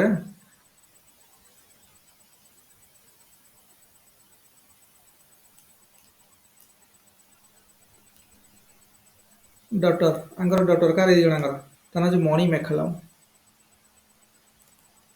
ମଣିମେଖଲମ୍। ମଣିମେଖଲମ୍। ମଣିମେଖଲମ୍ ଗଟ୍ ଇଟ୍। ମଣିମେଖଲମ୍ ଦେଖ। ତ ଏ ଛଡ଼ା ପର କଥା ଦେଖିବା ମଣିମେଖଲମ୍ କ'ଣ ହେଲା। ତ ଇଏ କୋଭଲମ୍ ଆଉ ମାଧବୀ କ'ଣ ଏମାନେ ମାଧବୀ ଏମାନେ ଆଙ୍କ ଲଭ୍ରେ ପଡ଼ିଗଲେ। ପଡ଼ିଗଲା ପରେ ଚକ୍କର ତ ବେଶୀ ଦିନ ଯାଏ ଚାଲିବନି। ତ କିଛି ସମୟ ଚାଲିଲା ତାପରେ କ'ଣ ଆଙ୍କର ବ୍ରେକଅପ୍ ହେଲା। ଜାଣିଲେ ପ୍ରଭୁ ଜାଣିଲା ପରେ ଇଏ ହେଲା ଆଉ ଚାଲିଲାନି। ଇଏ ପୁଣି ଫେରିଗଲେ କାହା ପାଖକୁ? କିନ୍ତୁ ସେତେବେଳକୁ କ'ଣ ହେଲା ଇଏ ତାଙ୍କର ସବୁ ମାନେ ପ୍ରେମରେ ପଡ଼ିକି ସବୁ ହରେଇ ବସିଥିଲେ। ବୁଝୁଛନ୍ତି ସେ ଆଜି ଟ୍ରେଡର ଥିଲେ ତାଙ୍କର ମାନେ ତାଙ୍କର କାହାର ମାଧବୀଙ୍କର ଇଏରେ ପଡ଼ିଗଲେ ତାଙ୍କର ସବୁ ପ୍ରପର୍ଟି ବା ଯାହା ତାଙ୍କର ସବୁ ଥିଲା ହି ଲଷ୍ଟ ଏଭ୍ରିଥିଙ୍ଗ। ଯେତେବେଳେ ଲଷ୍ଟ ଏଭ୍ରିଥିଙ୍ଗ ତେଣୁ ମାଧବୀ ତାଙ୍କୁ ଲାଷ୍ଟକୁ ଛାଡ଼ିଦେଲେ। ଛାଡ଼ିଲା ପରେ ପୁଣି ଚାଲିଗଲେ କାହା ପାଖକୁ? କାହା ପାଖକୁ ଚାଲିଗଲେ କି କନକୀ। ଆଉ କନକୀ ତ ତାଙ୍କ ୱାଇଫ୍ ଥିଲେ ତେଣୁ ତାଙ୍କୁ ଏକ୍ସକ୍ୟୁଜ୍ କରିଦେଲେ। ତାଙ୍କୁ ବହୁତ ଗ୍ରେସଫୁଲ୍ ଲେଡି ଥିଲେ, ଭେରି ଲୟାଲ ଟୁ ହଜବେଣ୍ଡ ଥିଲେ, ତ ତାଙ୍କୁ କ'ଣ ଏକ୍ସକ୍ୟୁଜ୍ କରିଦେଲେ। କାହାକୁ? କୋଭଲମ୍ କହିଲେ ଠିକ୍ ଅଛି ଯାହା ହେଲା ହେଲା, ଯାହା ତମେ ପଥଭ୍ରଷ୍ଟ ହେଲ ନୂଆ କିଛି ଷ୍ଟାର୍ଟ କରିବା। ତ ସିଏ କ'ଣ କଲେ ନା ତାଙ୍କର ଆଙ୍କଲେଟ୍ ଯେଉଁଟାକୁ ତାଙ୍କ ପାଉଁଜି ଯେଉଁଟାକୁ ଓଡ଼ିଆରେ କହୁଛନ୍ତି ତାଙ୍କ ଆଙ୍କଲେଟ୍କୁ ତାଙ୍କୁ ଦେଇଥିଲେ। କହିଲେ ଆକୁ ନିଅ, ଆଙ୍କୁ ନେଇକି ବିକିକି ନୂଆ ଟ୍ରେଡିଂ କରିବା ଷ୍ଟାର୍ଟ କର। ତ ଇଏ ପୁଣି ତାକୁ ଧରିକି ପୁଣି ମଦୁରାଇ ଆସିଲେ। କାରଣ ମେନ୍ ସେଣ୍ଟର ଜାଗା ମଦୁରାଇ ଥିଲା। ତେଣୁ ପୁଣି ମଦୁରାଇ ଆସିଲେ। ତ ମଦୁରାଇ ପୁଣି ଆସିଲେ କାରଣ ମଦୁରାଇ କ୍ୟାପିଟାଲ ଥିଲା ସେ ସମୟରେ, ବୁଝିଲେ ନାହିଁ। ତେଣୁ ମଦୁରାଇ ଯେତେବେଳେ ପୁଣି ଆସିଲେ ମଦୁରାଇରେ ସେଇଟା ବିକିକି ସେଥିରୁ କିଛି ପଇସା ସେ ଆଙ୍କଲେଟ୍କୁ ବିକିକି ସେ ପଇସା କିଛି ନେଲେ, ନେଇକି ତାଙ୍କର ପୁଣି ବିଜନେସ୍ କରିକି ଛୋଟ ବଡ଼ କାରବାର କରିବା ଷ୍ଟାର୍ଟ କଲେ। କିନ୍ତୁ ଏହି ସମୟରେ ମଦୁରାଇର ଯିଏ ମାନେ ଯେଉଁ ପାଣ୍ଡ୍ୟ କିଙ୍ଗ ଥିଲେ ନା ଏ ସମୟରେ ତାଙ୍କର ଯିଏ କୁଇନ୍ ଥିଲେ ତାଙ୍କର କ'ଣ ହେଲା ନା ତାଙ୍କ ଆଙ୍କଲେଟ୍ ହଜିଯାଇଥିଲା। ତାଙ୍କ କୁଇନ୍ଙ୍କର ଆଙ୍କଲେଟ୍ ହଜିଯାଇଥିଲା। ତ କିଏ ନେଲା ବା ଚୋରି ହେଇଯାଇଥିଲା ଯେଉଁଟା। ତ କିଏ ନେଲା ତ ଜାଣିବାକୁ ମିଳିଲେ ଯେ କିଏ ଜଣେ ଟ୍ରେଡର ଆସିକି ଗୋଟେ ଆଙ୍କଲେଟ୍ଟେ ବିକିକି ଯାଇଛନ୍ତି ମଦୁରାଇରେ। ସେଇ ସମୟରେ ଏତେ ମାନେ ହାୟର ଜିନିଷ ନଥିଲା, ଏତେ କମ୍ପ୍ଲେକ୍ସ ନଥିଲା ନା, ବହୁତ ସିମ୍ପଲର ସୋସାଇଟି ଥିଲା। ତେଣୁ ତାଙ୍କୁ ଲାଗିଲା ଯେ କିଏ ଗୋଟେ ଆଙ୍କଲେଟ୍ ଏଠି କ'ଣ କରିଛନ୍ତି ବିକିକି ଯାଇଛନ୍ତି। ତେଣୁ ସେ କହିଲେ କିଏ, ତାକୁ ଖୋଜିଲା ବେଳକୁ ସେ ହେଉଛନ୍ତି କିଏ? ସେ କୋଭଲନ୍। ତେଣୁ କୋଭଲନ୍କୁ ଆଣିକି ସେ ଫାଶୀ ଦେଇଦେଇଥିଲେ କାହିଁ ଚୋରି କରିକି ନେଲେ ବୋଲି। କିନ୍ତୁ ପ୍ରକୃତିରେ ସେ ତାଙ୍କର ଚୋରି କରିନାହାନ୍ତି, ତାଙ୍କ ନିଜ ସ୍ତ୍ରୀର ନେଇକି ବିକିଥିଲେ ହେଲା। ବିକିଲେ ତେଣୁ ଏଇ ଇନସିଡେଣ୍ଟରେ ମର୍ମାହତ ହେଲେ କି କନକୀ। ତ କନକୀ ମର୍ମାହତ ହେଲା ପରେ ଏତେ ଫ୍ରଷ୍ଟ୍ରେଟେଡ୍ ହେଇଗଲେ ସେ ଅଭିଶାପ ଦେଲେ। କୁହାଯାଏ ସେ ଅଭିଶାପରେ ମଦୁରାଇ କୁଆଡ଼େ ଧ୍ୱଂସ ହେଇଯାଇଥିଲା। ମଦୁରାଇର ପୁରା ସପ୍ତା ଲୋପ ହେଇଗଲା ତାଙ୍କ ଅଫିସର ବୋଲି କୁହାଯାଏ, ଲେଖା ହେଇଛି ସେଥିରେ ଯାହା ଅଛି ହେଲା। ତେଣୁ ଆମେ ଏତେ ଭିତରକୁ ଜାଣିବା ଜଷ୍ଟ ଟିକେ ଜାଣିଯିବା। ତ ଏଇଟା କୋଭଲନ୍ ଉପରେ ପଡ଼ିଥିଲା। ଆଉ ଆଙ୍କଲେଟ୍ କାହିଁକି? କାରଣ ସେଇ ଆଙ୍କଲେଟ୍ ଯୋଗୁଁ ହିଁ ପୁରା ଷ୍ଟୋରି ଷ୍ଟାର୍ଟ ହେଇଥିଲା। ପରେ ଏଇ ତ ଲଭ୍ରେ ପଡ଼ିଲେ କ'ଣ ହେଲା ଠିକ୍ ଅଛି, ଆଙ୍କଲେଟ୍ ହଜିଲା ତାଙ୍କୁ ଆଙ୍କଲେଟ୍ ତାଙ୍କ ଫାଶୀ ଦଣ୍ଡ ଦେଲେ ସେ ଆଙ୍କଲେଟ୍ ପାଇଁ। ତାପରେ ସେ ଅଭିଶାପ ଦେଲେ ସେଥିରେ ମର୍ମାହତ ହେଇକି କିଏ? ସେ କନକୀ। ଆଉ ତେଣୁ ସେ କନକୀଙ୍କର କ୍ୟାରେକ୍ଟର ଏତେ ଷ୍ଟ୍ରଙ୍ଗ ଥିଲା ଶିଲାପତିକରଣରେ, ତ ସେ କ୍ୟାରେକ୍ଟର ବହୁତ ଫେମସ୍ ହେଇଗଲା। ତାର ଇମ୍ପାକ୍ଟ କାଫି ସୋସାଇଟିରେ ପଡ଼ିଲା।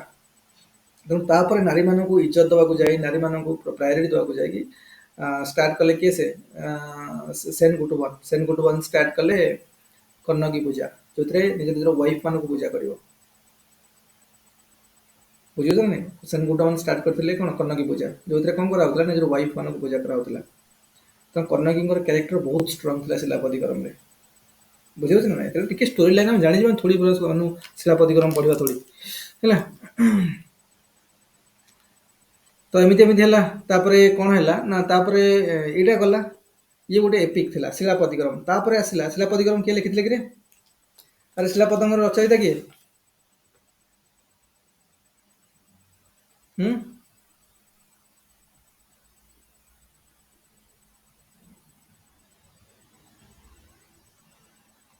ଶିଳାପତିକରମ ଲେଖିଥିଲେ ଇଲାଙ୍ଗୋ ଉଦାଇଗାଲ। ଲେଖ ଏଇଟା ତାର କାହା ଦ୍ୱାରା ଲେଖା ଶିଳାପତିକରମ ଲେଖା ହେଇଥିଲା? ଯେତିକି ମନ ରହିବ ଲେଖିବ ଆଉ କ'ଣ ହେଲା। ଶିଲାପତିକରମ। ଶିଲାପତିକରମ ରିଟେନ୍ ବାय ବା କମ୍ପୋଜ୍ଡ ବାय ଲେଖ ବାଇ କାହା ଦ୍ୱାରା? ଏଇଟା ଲେଖା ହେଇଥିଲା ଇଲାଙ୍ଗୋ ଉଦଇଗାଲ। ଇଲାଙ୍ଗୋ। ଏଟା ବୋରିଂ ଲାଗୁଛି ତମକୁ?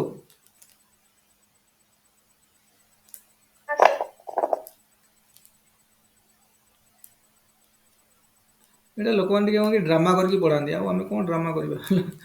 ଇଲାଙ୍ଗୋ ଉଦଇଗାଲ, ଇଲାଙ୍ଗୋ ଉଦଇଗାଲ ଆଟ ମଦୁରାଇ ହେଲା। ଇଲାଙ୍ଗୋ ଉଦଇଗାଲ ଲେଖ, ଶିଲାପତିଙ୍କର ରଚୟିତା ହଉଛି ଇଲାଙ୍ଗୋ ଉଦଇଗାଲ। ଇଲାଙ୍ଗୋ ୱାଇଡିଗାଲ, କଣ ଏଟା କେମିତି ସ୍ପେଲିଂ କରିବା? U A D I G A L, Adigal, ୱାଇଡିଗାଲ, ଇଲାଙ୍ଗୋ ଉଡାଇଗାଲ ହେଲା। ତାପରେ ଦେଖ, ଏଇଟା ସବୁ ଜାଣି ସାରିଲ, ତାପରେ ଆମର କଣ ହେଲା ନା, ଆଙ୍କର ତମେ ଜାଣିଛ କୋଭଲନ ଆଉ ମାଧବୀଙ୍କର କନ୍ୟାଙ୍କର ନାଁ ହଉଛନ୍ତି କି ସେ ମଣିମେଖାଲମ, ମଣିମେଖାଲମ। ଆଉ ମଣିମେଖାଲମ ବି ବହୁତ ମାନେ ସୁନ୍ଦର କନ୍ୟା ଥିଲେ ହେଲା। ତେଣୁ ମଣିମେଖାଲଙ୍କର ପ୍ରେମରେ ପଡିଗଲେ କିଏ ସେ? ବିଦ୍ୟା କୁମାର ଜଣେ ପ୍ରିନ୍ସ ଥିଲେ, ତାଙ୍କ ବିଦ୍ୟା କୁମାର ହେଲା। ମଣିମେଖାଲମ, ମଣିମେଖାଲମ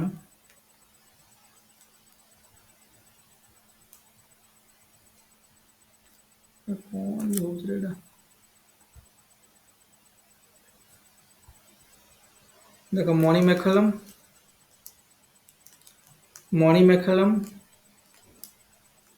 ମଣିମେଖାଲମ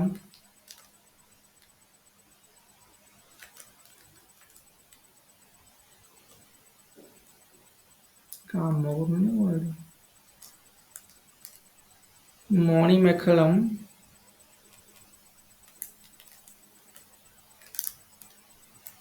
ମଣିମେଖାଲମ ହଉଛନ୍ତି କାହା ଝିଅ? କାହା ଝିଅ କିରେ? କୋଭଲନ, କୋଭଲମ ମାଧବୀ।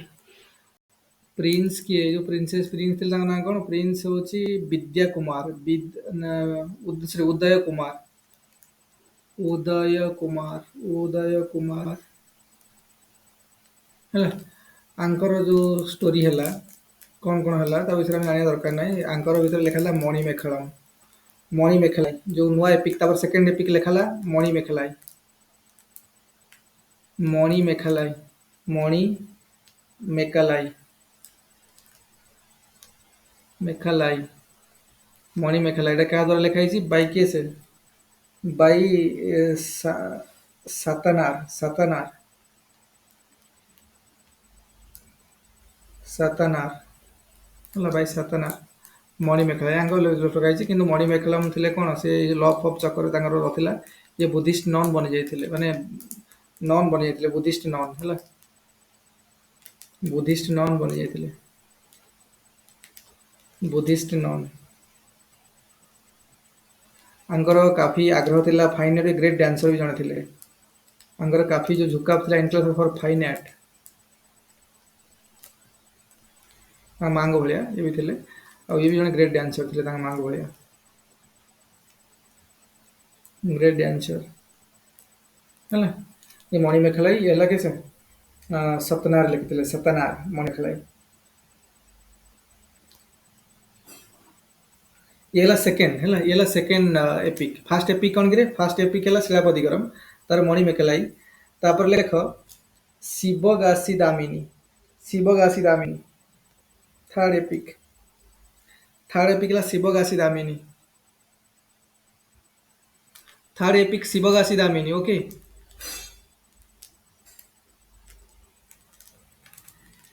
ଶିବଗାସି ଦାମିନୀ, ଶିବଗାସି ଦାମିନୀ,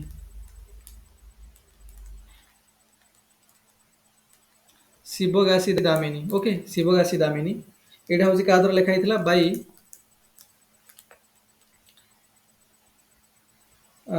ତିରୁତା କୁଦେବନ,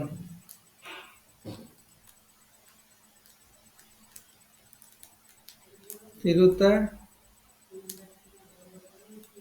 କୁଦେବନ, ତିରୁତାକୁ ଦେବନ ହେଲା, ତିରୁତାକୁ ଦେବନ।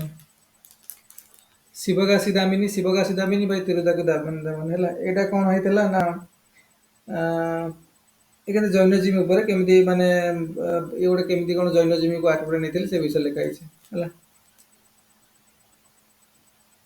ଏଥିରେ ଜଣେ ଲେଖା ହେଇଛି ଶିବଗାସି ଦାମିନୀଙ୍କ ଉପରେ, ଶିବଗାସି Chintamani, Jivaka Chintamani, Jivaka Damini, Damini struggled more and accepted and accepted କଣ? ଜୈନିଜିମ୍ ଲାଷ୍ଟଲି। जैनिज्म फाइनाली है ना।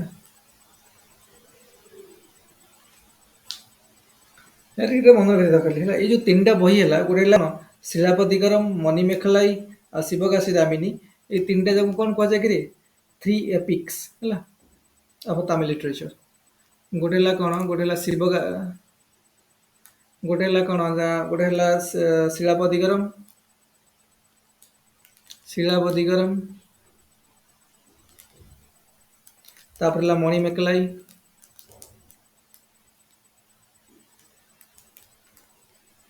मणिमेखलाई तापर है शिवकाशी दामिनी शिवकाशी दामिनी ओके शिवकाशी दामिनी ये जो तीन टांग रहा एपिक ये कहते three epic of Tamil literature three epic of Tamil literature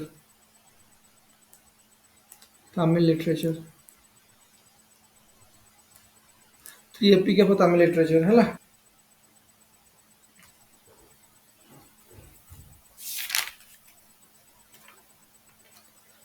अरे बुझा पड़ला कि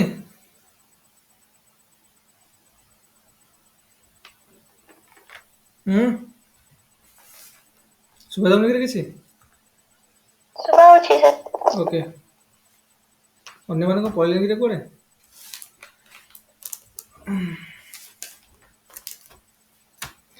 तो बुझा पड़ला शिवकाशी दामिनी तापर कौन शिलापतिकरम मणिमेखलाई ये तीन टांग हूँ तमिल बहुत बड़े एपिक सब घर विषय लिखाई कौन कौन टी जानीगले आमको mainly art and culture help कर बेसी आउ एमसीक्यू रे प्रिलिम एमसीक्यू रे एते पकेबे न पकेबे बुझियो ना नहीं यदि पके देले भलो डेप्थ को टिके भीतर जाई पकेबे पकेबे हला कौन कौन थिला के कौन लिखिथिला एटा पकु ना जाई पड़ले ओपीएस रे पढ़ना एटा हला भीतर को आसुना दे माने से गोटे पिला कौन कि सुपरफिशियल नॉलेज थिले भी जो कौन जो आमर जेकोसी गोटे कंपाइलेसन भी पढ़ी पढ़ेब तार क्लीयर हो प्रिलिम बड़ कथा नाला ओपीएस रे मेनली कारण डेप्थ को पकाउ ना पिला तेणु से अनुसार जी मेनली देखिए मैक्सिमम ओपीएस रे पिला जो क्वालिफाई होती एत डेप्थ ना कि ऑप्शनल घोषी देला मैंने हो जाता ऑप्शनल घोषी आसिक नोट तो मिलूला ऑप्शनल नोट घोषीदे बारंबार क्वेश्चन तो पढ़ूला बारंबार पढ़ीदे 1200 मार्क ऑप्शनल आ जस्ट टे जनरल टे माने जीएसपीएस टे नॉलेज अच्छी आउला कि ग्राजुअली जब एबे जो टिके बढ़लानी हमको टिके सतर्क होकर पढ़ा पड़ो आउ टिके डेप्थ जिन सब जाना पड़ो एबे भी किसी बहुत विराट धरण चेंज है। अच्छा तो बर्तमान यहाँ गला आम देखा आमर स्टार्ट करवा आम स्टार्ट करवा कौन कि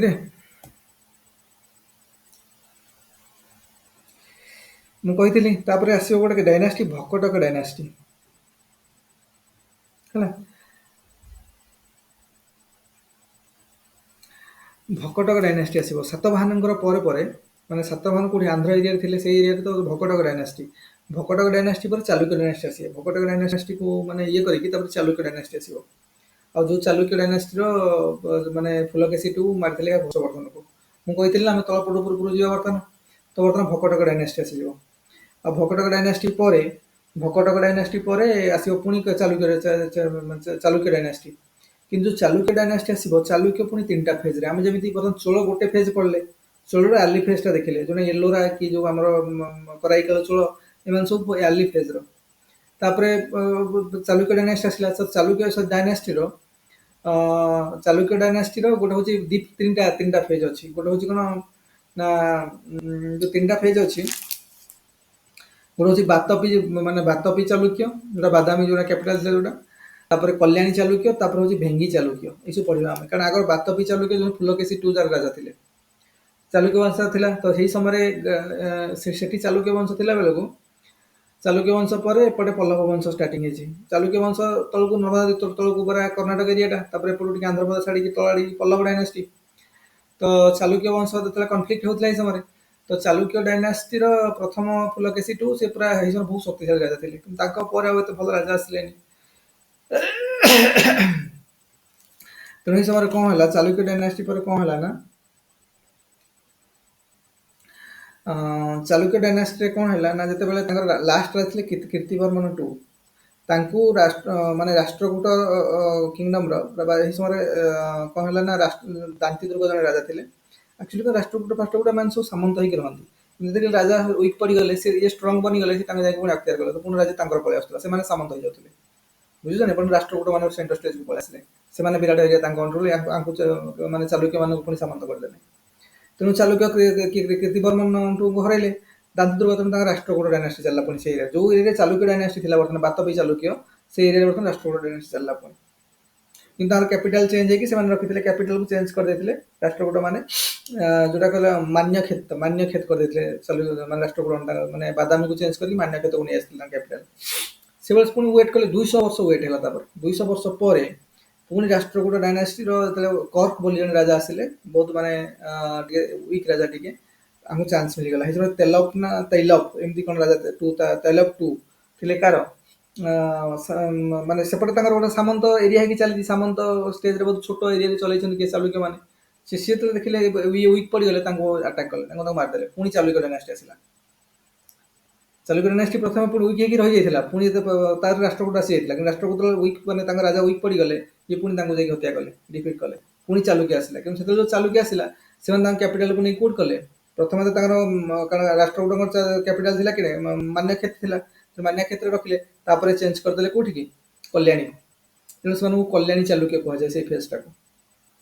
ଏମିତି ସବୁ ଅଛି। ତାପରେ ଆସିଲେ, ତାପରେ ଚାଲୁକ୍ୟ ଆଉ ସେଇ ସମୟରେ ଏପଟେ ଚୋଳ ଡାଇନାଷ୍ଟି ଥିଲା, ଆଉ ତ ସେ ମାନେ ଉପରକୁ ଚୋଳ ମାନେ ଥିଲେ, ପୁଣି ଚୋଳକୁ ପାଣ୍ଡ୍ୟ ପୁଣି କ'ଣ ହଉଥିଲା ନା କନଫ୍ଲିକ୍ଟ ହଉଥିଲା। ସେପଟେ କିଏ, ସେପଟେ ପାଣ୍ଡ୍ୟ, ସେପଟେ ପୁଣି ଚାଲୁକ୍ୟ ମାନେ ସେପଟେ କଲା, ଏପଟେ ପାଣ୍ଡ୍ୟ ମାନେ ହେଲା। ପୁଣି ପାଣ୍ଡ୍ୟ ଚୋଳ ଭିତରେ ପୁଣି କାରଣ ବର୍ତ୍ତମାନ କଲ୍ୟାଣୀ ଚୋଳ ଆସିଗଲା, ପାଣ୍ଡ୍ୟ ପୁଣି ତଳେ, ଚୋଳ ମାନେ ତଳେ ଅଛନ୍ତି, ଉପରେ ପୁଣି ଚାଲୁକ୍ୟ ଅଛନ୍ତି, ପୁଣି କନଫ୍ଲିକ୍ଟ ହେଲା। ପୁଣି ଚୋଳ ଆସିଗଲା, ପୁଣି ଚୋଳ ମାନେ ପୁଣି ଆସିଗଲା, ସେକେଣ୍ଡ ଫେଜ୍ ଚୋଳର ଷ୍ଟାର୍ଟ ହବ ପୁଣି। ତ ଆସ୍ତେ ଆସ୍ତେ ତାପରେ ଦେଖିବା ଆମେ ଆଉ କେମିତି କ'ଣ ଷ୍ଟାର୍ଟ ହେଉଛି ଆଉ। ତ ଗ୍ରାଜୁଆଲି ହିଷ୍ଟ୍ରିର କ'ଣ କି ଏଗୁଡ଼ାକ ଆମକୁ ଟିକେ ବ୍ରିଫଲି ଜିନିଷ ଜାଣିଯିବାର ଅଛି। ଆଉ ଭିତରେ ବହୁତ ମାନେ ଆମେ ଯଦି ଯିବା, ଆ ଭିତରେ କଳା ସ୍ଥାପତ୍ୟଠୁ ଆରମ୍ଭ କରିକି so many things are there ancient ଇଣ୍ଡିଆରେ।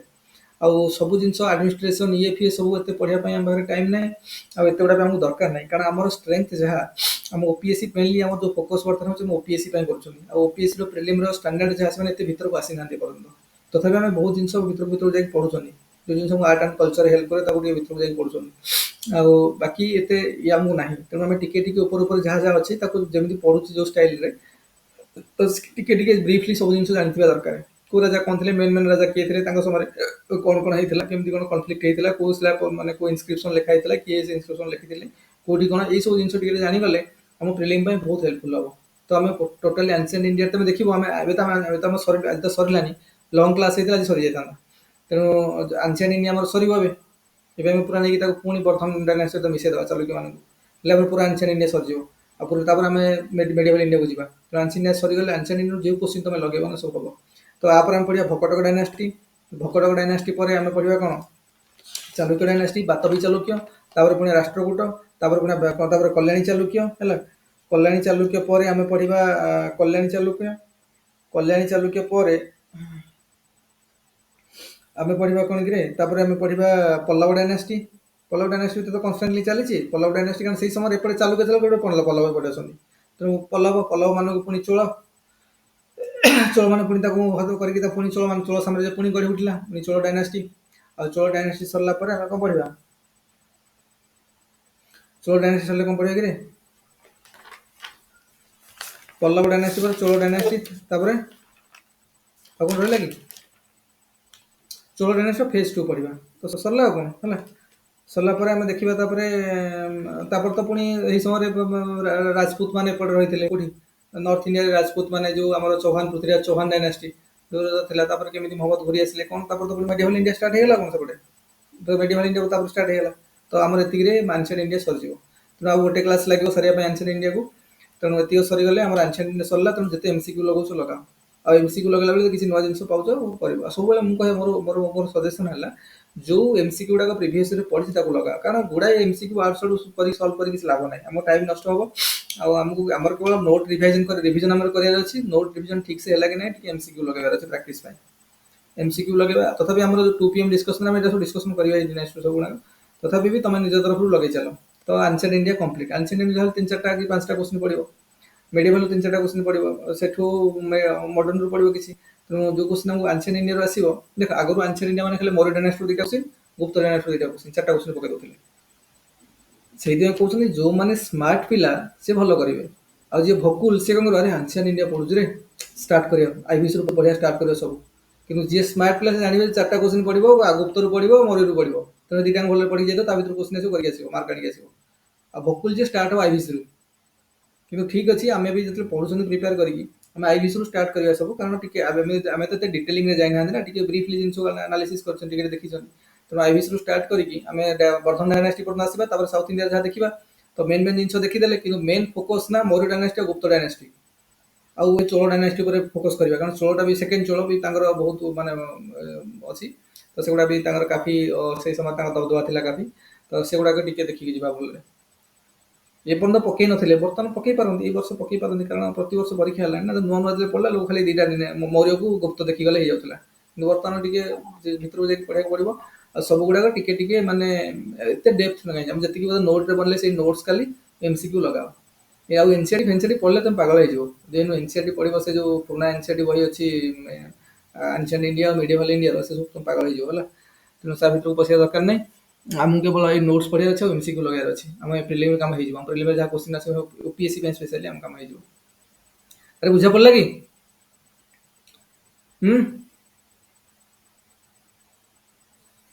सर से कर एमसीक्यू लगा हो आंशियन इंडिया गोटे क्लास लगे आंशियन इंडिया कंप्लीट हो है आमर कहला भकटक डायनास्टी पुणी तुम आम करवा कौन भकटक डायनास्टी पर भकटक ना सातवाहन पर भकटक आसाला देख आम से जो पढ़ी देख आम पढ़ी ना देख केमी कारण बर्तमान साउथ इंडिया जाकि नॉर्थ इंडिया सहित मिशुं आगे जो पढ़ी आम पढ़ी ना प्रथम कौन थी देख पढ़ाई टाइम दरकार अल्प समय भितर सरी हो देख आम पढ़ी गोटे मिनिट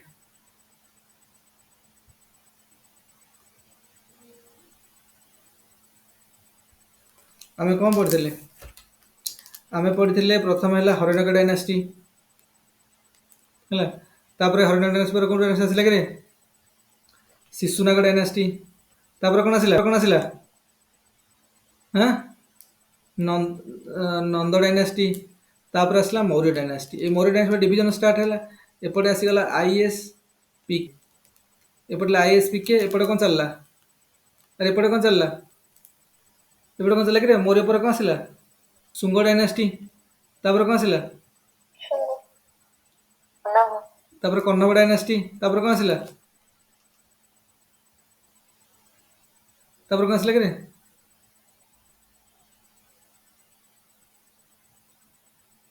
सातवाहन डायनास्टी है सातवाहन डायनास्टी चेदी डायनास्टी छाड़ तो सातवाहन डायनास्टी ये आईएसपी के चलला ये क्या चलला ये इंडो ग्रीक चलला ये कौन चलला शक चलला ये प्रतिहार चलला ये कौन चलला कुषाण चलला है ये कुषाण मानकर आसला किए गुप्त अरे कुषाण टू किए आसला गुप्त आ गुप्त रू किए आसला पुष्यवती वर्धन डायनास्टी अरे वर्धन डायनास्टी ठू आसला कौटू एठू गुप्त रू वर्धन डायनास्टी आसला किंतु ये सातवाहन जो आंध्र एरिया थे ना ये मेनली सातवाहन को आंध्र एरिया थे तेणु सातवाहन पर आसला भकटक कौन आसला ये आम तो बर्तमान ये वर्धन डायनास्टी केमी मिसौन नहीं ना ये आसला भकटक भकटक भकटक पर ये कौन आसो अरे भकटक पर किए आसो भकटक पर किए आसो कि अरे भकटक डायनास्टी पर किए आसो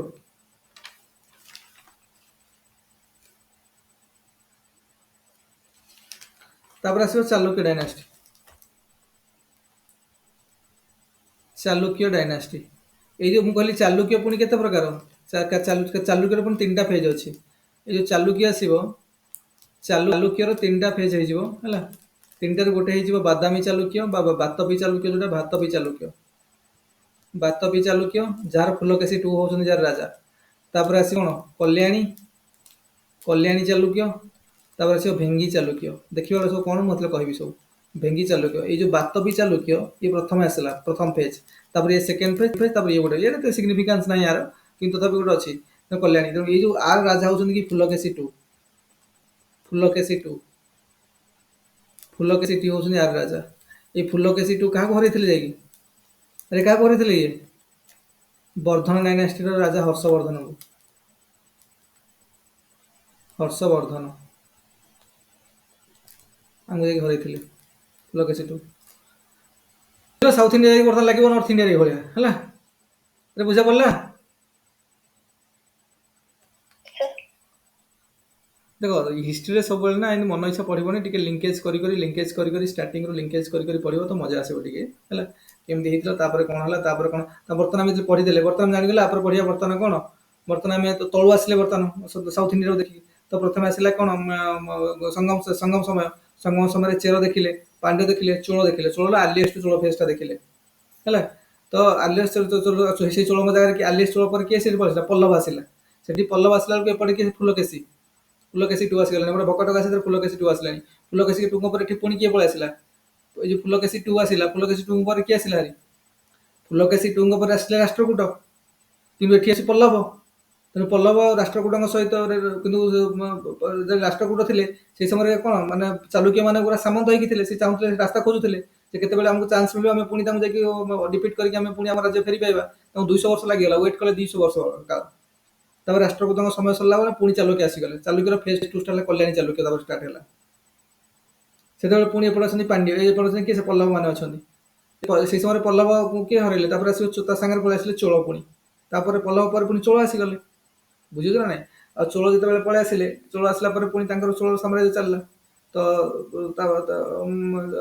चोलों पर पुणी आम देखिले कौन कौन है से समय गुड़ाए इतिहास घटी कौन तो कलापर आमको टोटाल गोटे कौन पलि आसो ना साउथ इंडिया एनशिएंट टाइम गोटे आमको छवि मिल चोल डायनास्टी सेकेंड फेजटा काफी इंपोर्टाट से समय राजराज चोल राजेन्द्र चोल ये समस्त कथा पढ़ा आम सेकेंड फेज चोल मान तो काफी क्वेश्चन से भी बनूँ जब पकेबे भर को पशे से चोल डायनास्टी पकेबे एथर देख जदि से ओपीएस तुमको लिखिदे आज परीक्षा जो दिन हम मत कह आसिक जदि एथर से भर को जदि से पकेले मुगल डायनास्टी और मौर्य डायनास्टी क्वेश्चन तो निहत गोटे पड़ो तो सी पड़ो छाड़ भर को आहरी पशिया चाहिए पकेबे चोल डायनास्टी भर चाहिए पकेबे Chola dynasty question South India भर को आहरी पशे चोल डायनास्टी क्वेश्चन पकेबे आउटे चालुक्य डायनास्टी क्वेश्चन पकेबे आ चोल पकेबे राजेन्द्र चोल कि राजराज चोल राजेन्द्र वन एम विषय पकेबे राजेन्द्र चोल एम विषय पकेबे यहाँ सब देखा शुणा कथा माने जेकोसी गोटे पिला थिंकिंग लॉजिकल थिंकिंग कर क्वेश्चन ये आसो ही पड़ी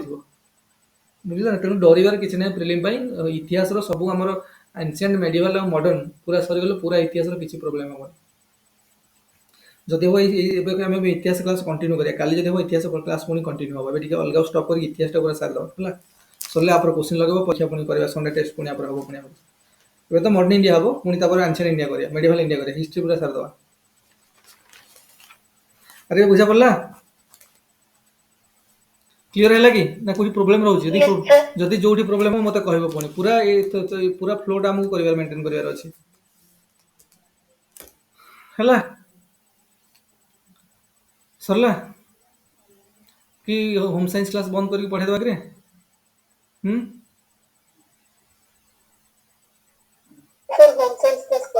होम साइंस कौन कि बहुत पिला होम साइंस जो जॉइन कर एक्सक्लूसिवली होम साइंस असुविधा हो तो क्लास होनी अच्छा हो तापर बर्तमान होम साइंस क्लास स्टार्ट होगा